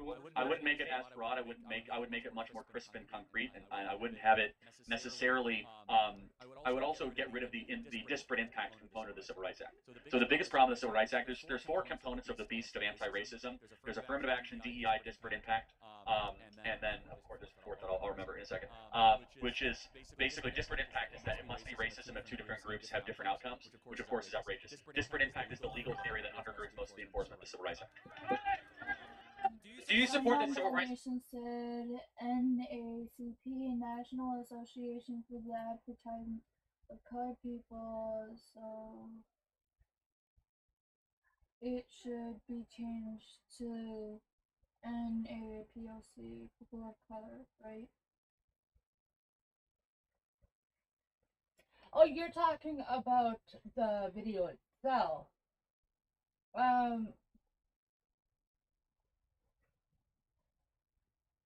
Actually, I know. Let's watch it again. Actually, I will watch it again on my phone.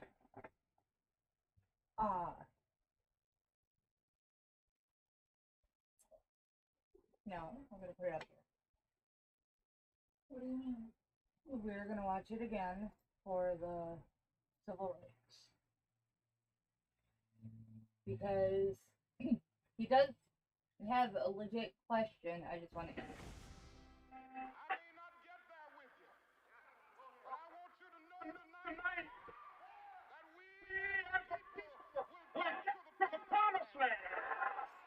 Human progress is neither automatic nor inevitable. Welcome to WatchMojo.com, and today we'll be learning more about the history of the American Civil Rights Movement.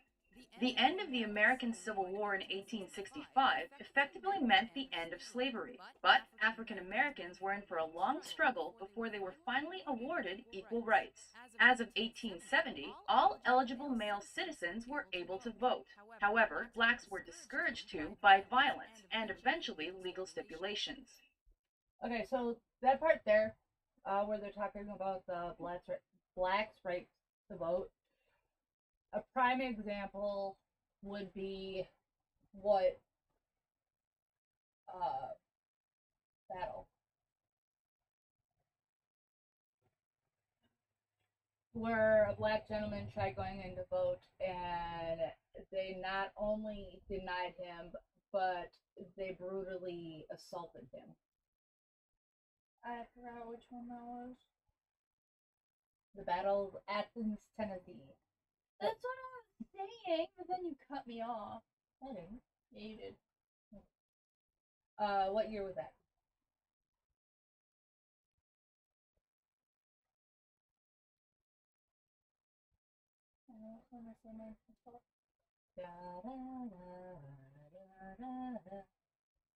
That does not help. That just makes me more... 1946. Oh.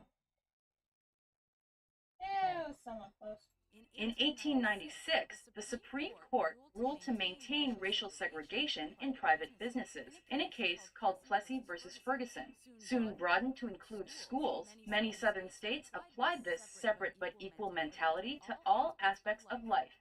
However, this led to the application of Jim Crow laws, which resulted in blacks being treated as second-class citizens. Segregated schools, public transit, restrooms, water fountains, and more continued well into the 1900s. In 19... Okay. So that there, what they were talking about. Put that damn thing away and focus. I am!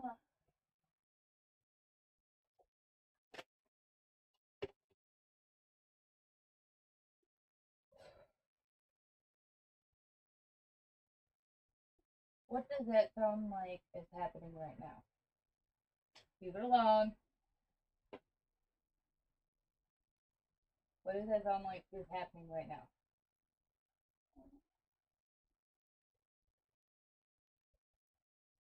The separation of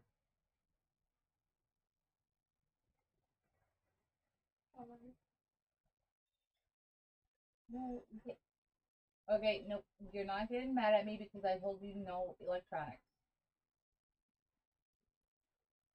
You are going to focus. So now, I repeat, what does that sound like nowadays? What are they trying to do with the BLM movement? Okay. Are there black-only businesses? Are there black-only schools? Yeah. What are they doing to themselves that was fought for and made to where they could get a full proper education? They're separating themselves from the white. Which is going to do what? What did it do before?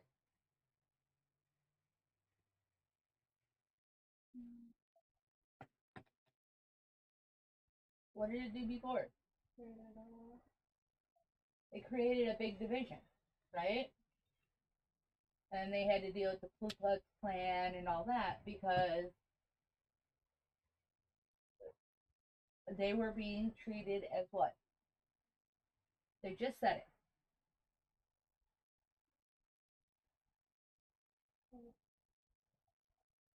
No, well, not slaves, but second-rate citizens. Hey, you need to focus and listen. 1909, a group of prominent black and white campaigners created the National Association for the Advancement of Colored People, or NAACP. Their goal was to... So that part there is what he is talking about for the NAACP, the National Association of the Advancement of Colored People. So it should be changed to the NAAPOC.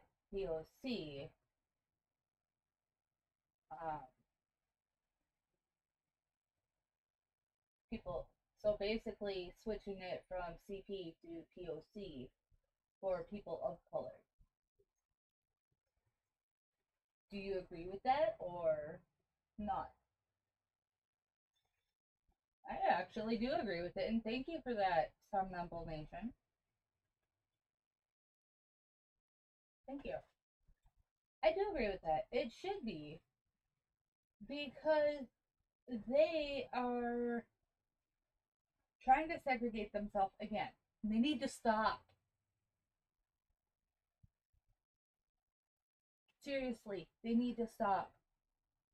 Because just because you have a fully black-owned business or just because you have a fully black school does not mean you're going to have a better business or does not mean you're going to have a better education. Everybody is equal in the eyes of the Lord. So why would you separate yourself from everybody else? Especially those that are God-fearing and know and believe what the Lord says. Got a question for you. And you. What color was Jesus? What? Did I hear that right coming out of your mouth? What did you say? No. He was olive skin. Where was he born?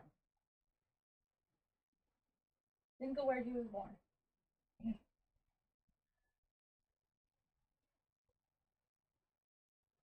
Jerusalem, right? Yes or no? Yeah. Okay, so he was born in Jerusalem. Were they white in Jerusalem?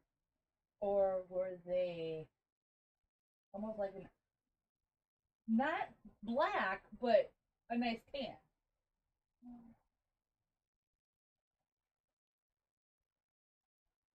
Right? So those that sit there and say that Jesus is white,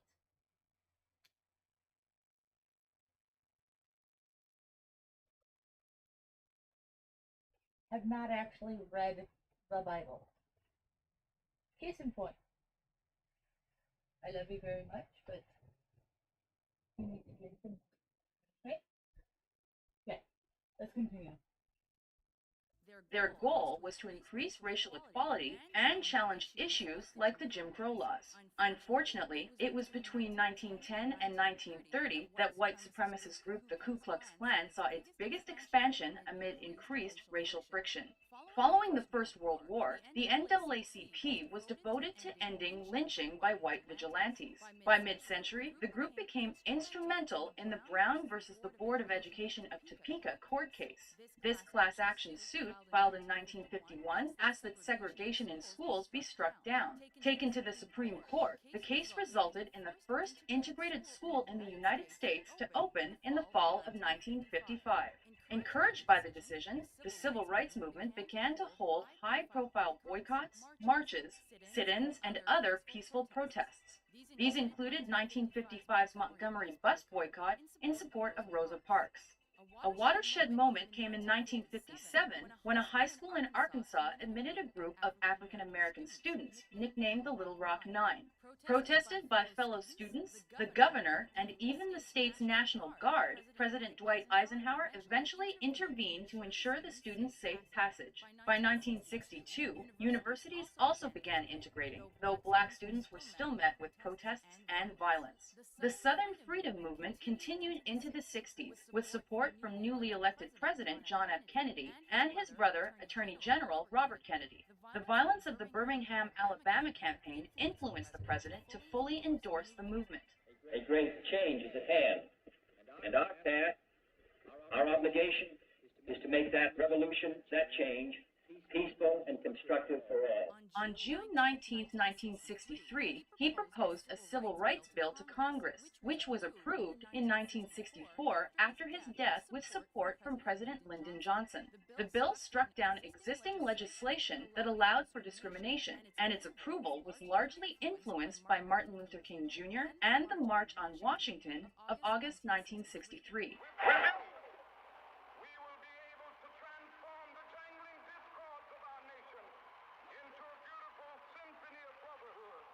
Capturing the attention of the media and the population, this event attracted hundreds of thousands of people in support of civil rights.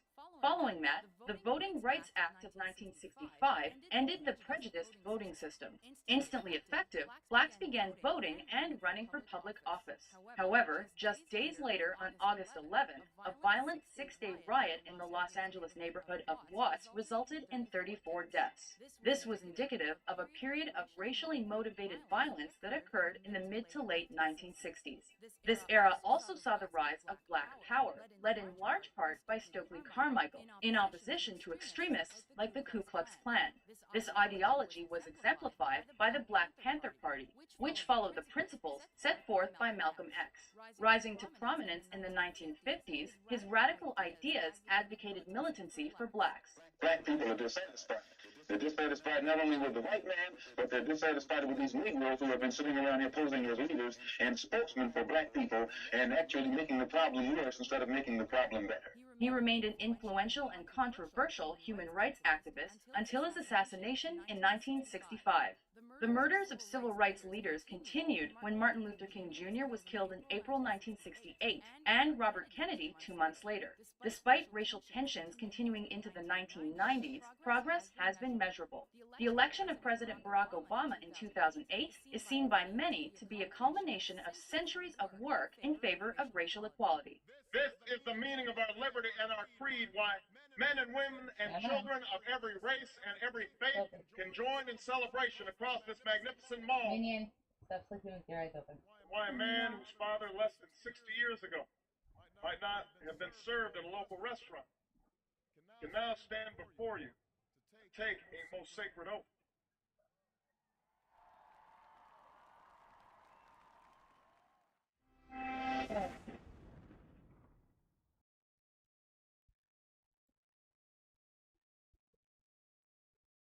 So thank you for that Nation, and yeah, it did make us go back and rewatch it. And what do you think about it? Please. I do not want to just have you doing book work the whole time. If I have to, I will, and it will suck, because I know you don't like doing book work. Am I correct? Mm-hmm. Well, I'm trying to make it to be something that you would be able to benefit from. Can you hear me?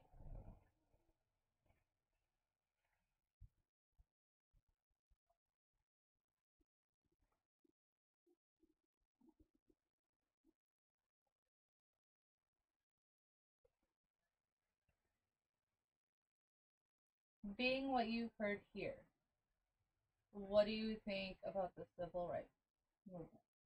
And do you think that the civil rights should have to be in play, or should it be equality for all?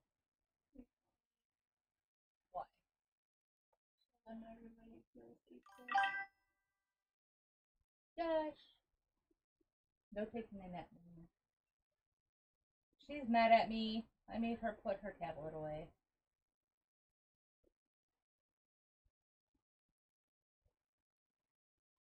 If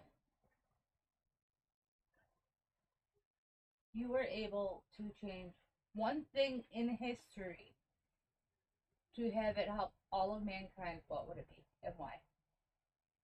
Jesus didn't die. How would that help? Because he'd be able to help direct people in the right path. But without his sacrifice, people like you or I, or any of our viewers that are sinners, would not have a chance to have it.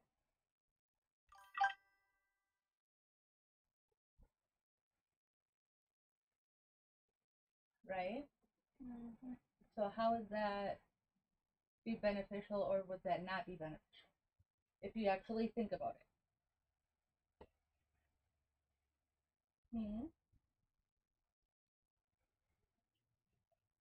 Young lady. Answer, please. I don't know.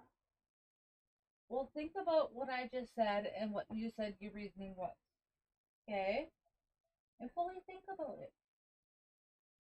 Because yes, that is part of history.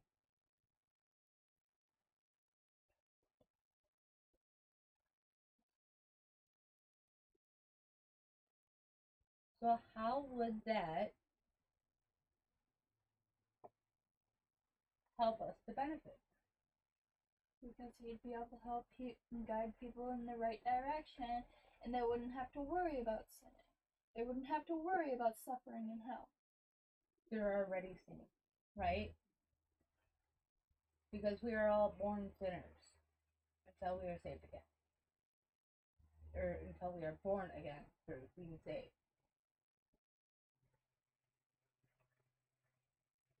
So pretty much just by us living for sin. No.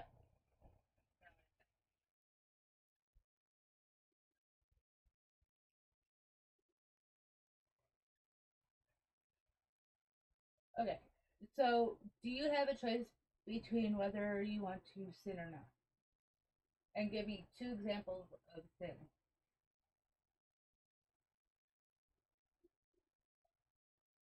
Walking dead and making friends with the wrong people. Making friends with the wrong people is not sin. For you it is. No, I never said that. You don't want me hanging out around a bit of people. I do not want you hanging around people that sin. No, because that takes you off the path that you're supposed to be on in life.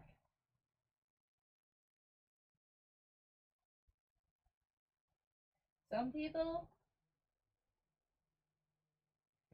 no, I do not want you hanging out because they are not good for you. And unfortunately, they're not even good for themselves because of what they choose to do.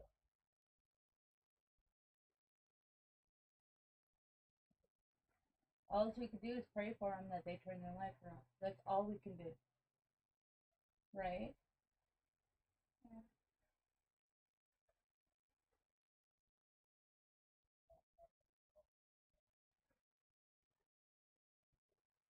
So, tell me again. We 2 sins, actual sins.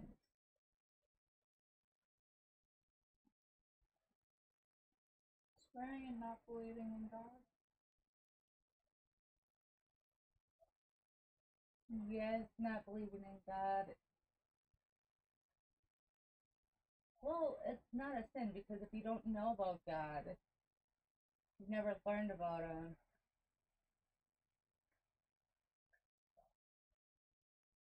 He doesn't see that as a sin in itself. It is the behaviors that you do, like lying and stealing and murder. What else? Me? I know you know. You're just being a butt. Come on, sweet girl.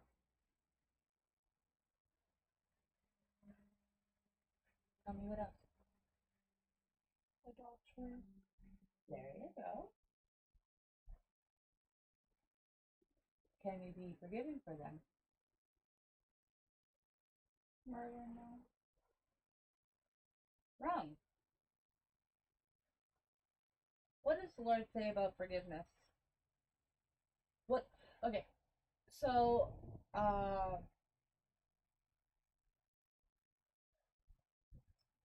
John 13:8 or 8:13.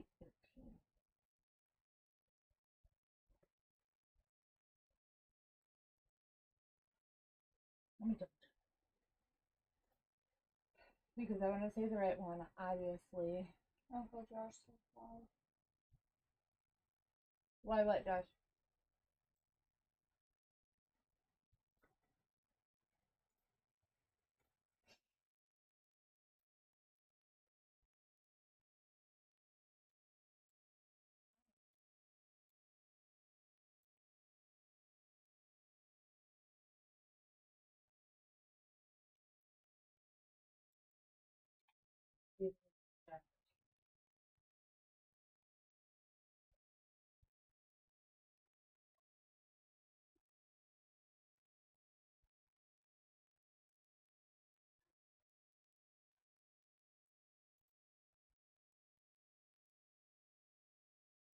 Uncle Josh, why do you say why?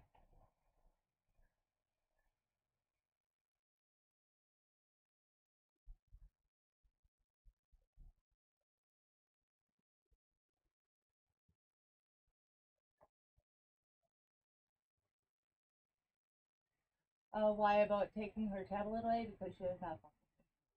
Yes, I still was.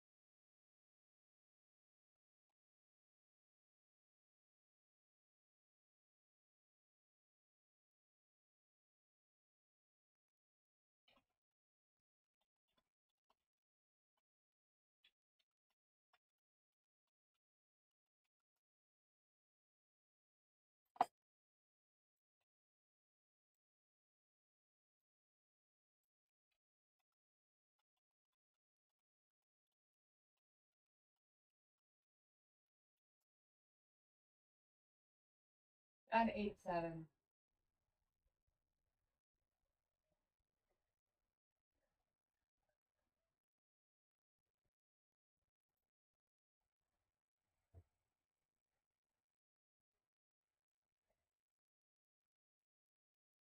We're gonna read it.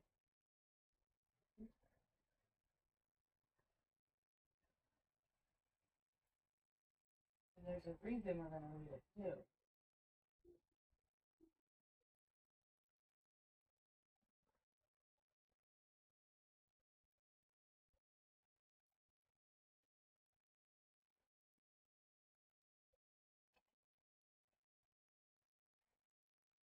Actually, we're gonna read 8 up until my point.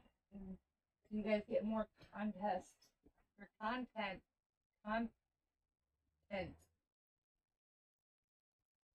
No, content on what I am talking about.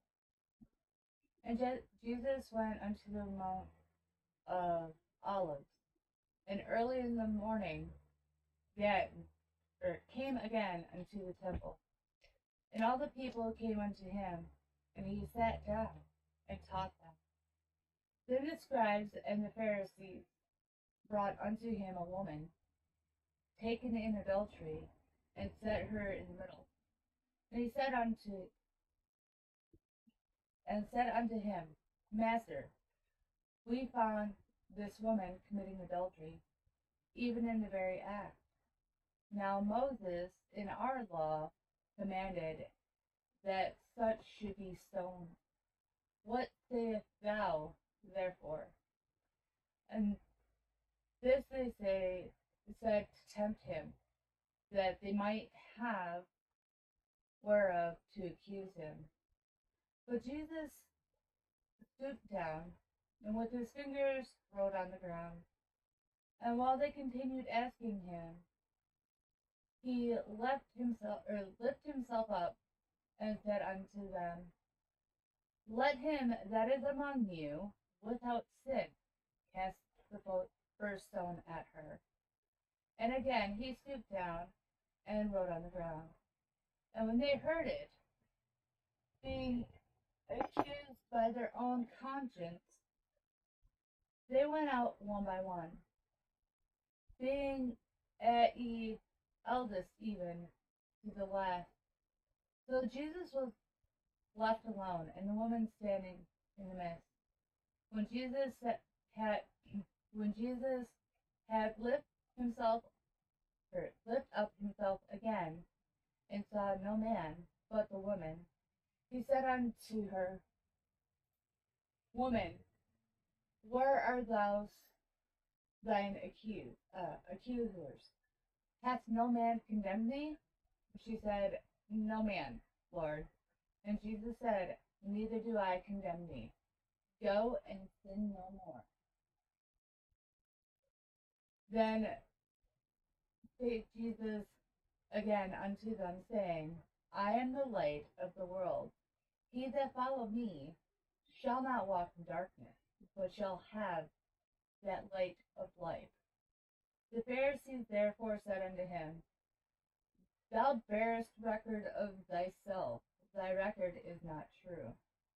Jesus answered and said unto them, Though I bear record of myself, yet my record is true. For I know whence I came, and whither I go. But ye cannot tell whence I came, and whither I go. Ye judge after the flesh. I judge no man. And if I also judge, my judgment is true. For I am not alone, but I and the Father that sent me. And it is also written in your law that the testimony of two men is true. I am one that bear witness of myself, and the Father that sent me bear witness of me. So, what did Jesus say to the young lady? He forgave her. Was that his word? Exactly. What was his exact word? Because he did not judge her. So what was his exact word? Go and sin no more. Right. Go and sin no more. So tell me how that is judging anybody. Is that saying you are a sinner? I condemn you for sinning. Or is that saying see yourself for who you are and do no more of what you know is wrong? The second option. Why? Jesus forgives. God forgives. Jesus does not judge. Jesus says, I am the light, I am the way. Through me, you are able to speak to the Father. Right? Mm-hmm. So therefore, would it be that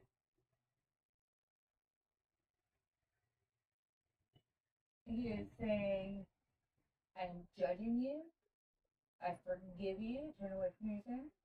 Or is he saying, it is not my place to judge you, I will love you for who you are, you need to work on you?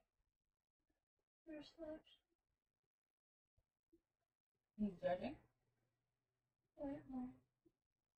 You need to listen, baby girl. Okay? Jesus does not judge us. He loves each and every one of us equally, as does God. But it is through Jesus that we are able to speak to God. If you do not have a relationship with Jesus, you do not have a relationship with God. Right? Right? Mm-hmm. Are you disagreeing, or you can say it, I don't know, or I'm agreeing. You can say how you feel about it. I'm upset that I'm being forced into this, especially when I don't like the biblical stuff. Actually, you were the one that brought up this. Yeah, and then you were pushing further and further into it. I was just saying my opinion.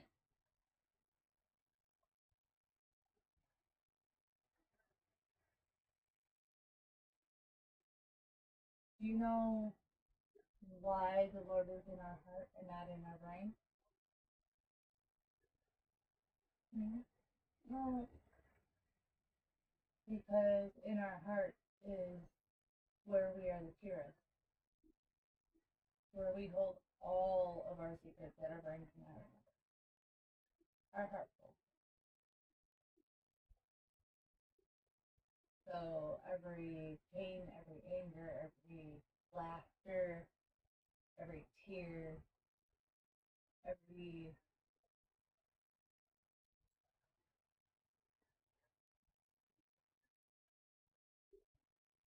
crucial moment in our life is held in our heart. That is why some people die when they lose their spouse, they die of a broken heart, right? Mm-hmm. Because your heart actually has these little strings that are attached to it. And when you are feeling extreme anguish, it pulls, also known as pulling at the heart. And God wants us to have a heart of flesh, not of stone. So he puts himself in our heart.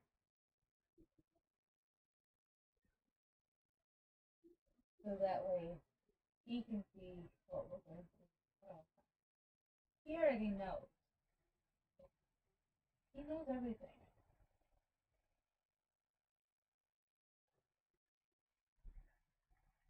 You know why God loves you so much?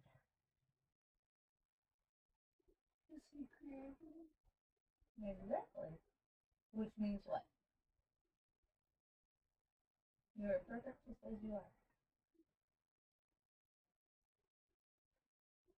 Here you are.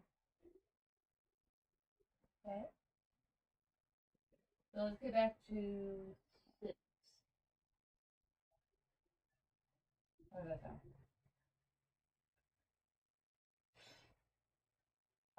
We will be starting very soon. Starting class at 7, and from 7 to 8 will be Bible study, like we used to do in the morning. And I really miss doing it. You? No? Why not? Because I don't want to be forced into it.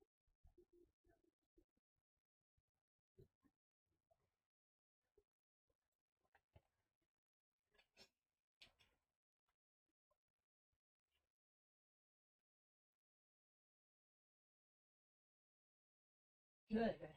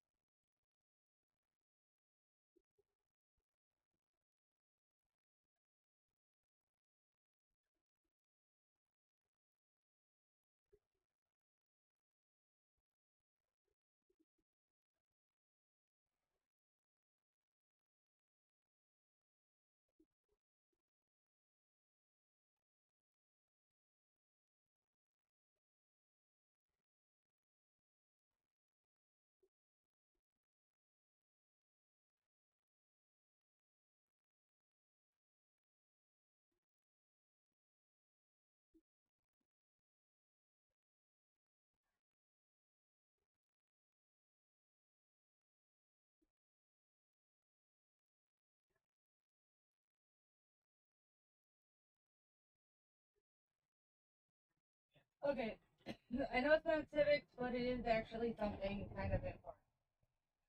Well, it is. Okay. Both of these over here. I cannot actually show it, but I can read it because it's by CBS News. Washington, the White House's Office of Management and Budget sent a memo to federal agencies Wednesday night telling them to prepare layoffs plans if there is a government shutdown, increasing the stakes ahead of Congress's Tuesday deadline to pass a government funding bill. So what's important about this one? During all the other layoffs and stuff, our military was cut, our those that get disability, they had a chance of losing their disability for a month or until it was taken care of. So Trump is actually planning ahead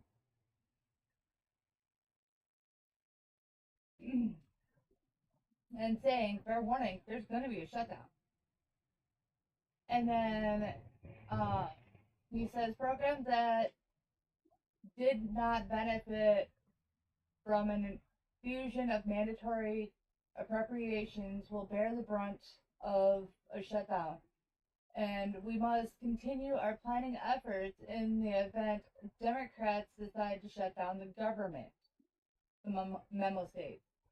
And OMB officials said that several programs will continue regardless of the shutdown, including Social Security, Medicare, Veterans Benefit, military operations, law enforcement, immigration and custom enforcement, custom and border protection, and air traffic control. These are stationary federal programs and would not be impacted by any potential reductions in force. We remain hopeful that Democrats in Congress will not trigger a shutdown and the steps outlined above will not be necessary. The President supports enactment of a clean CR to ensure no discretionary spending lapse after September 30th, 2025, and OMB hopes the Democrats will agree, the memo ends with.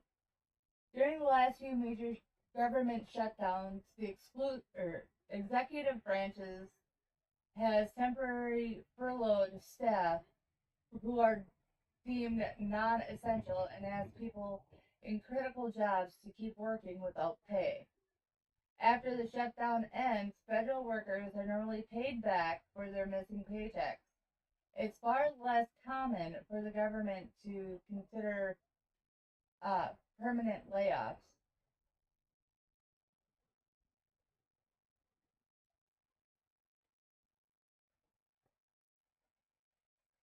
So now, I think this is actually a really good thing because it's going against the government for shutting down, not our people. Of course, we have Chuck Schumer. Senate Minority Leader Chuck Schumer, a New York Democrat, called the memo an attempt at intimidation. No, sweetheart, it's not an attempt at intimidation. It's the hard facts. If there's a shutdown, it should not be taken out on the U.S. citizen. Period. It should be taken out of your pockets. You want to create a shutdown? Fine. You reap what you sow.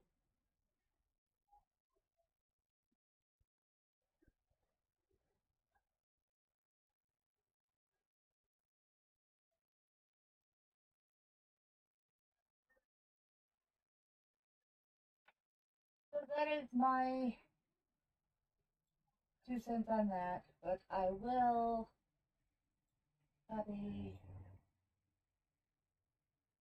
I will post a link so that way you can go see it if you would like. Okay, I can't do that. Give me a second. I'm going to see my pain in my butt. There I go. Okay.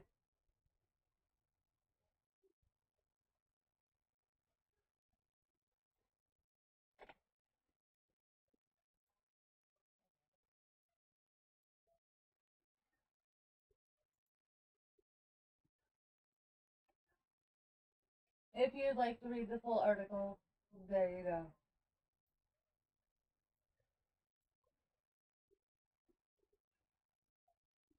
Okay, it's not gonna let me. I'm sorry. I need to put it in the description.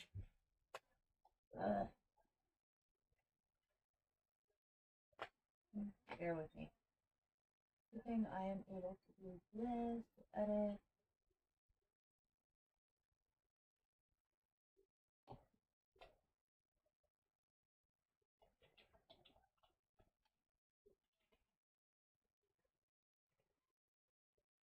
Oh, come on.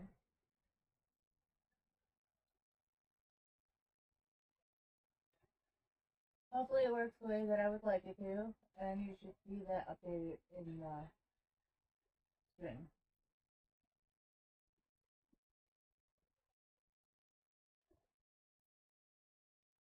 There you go.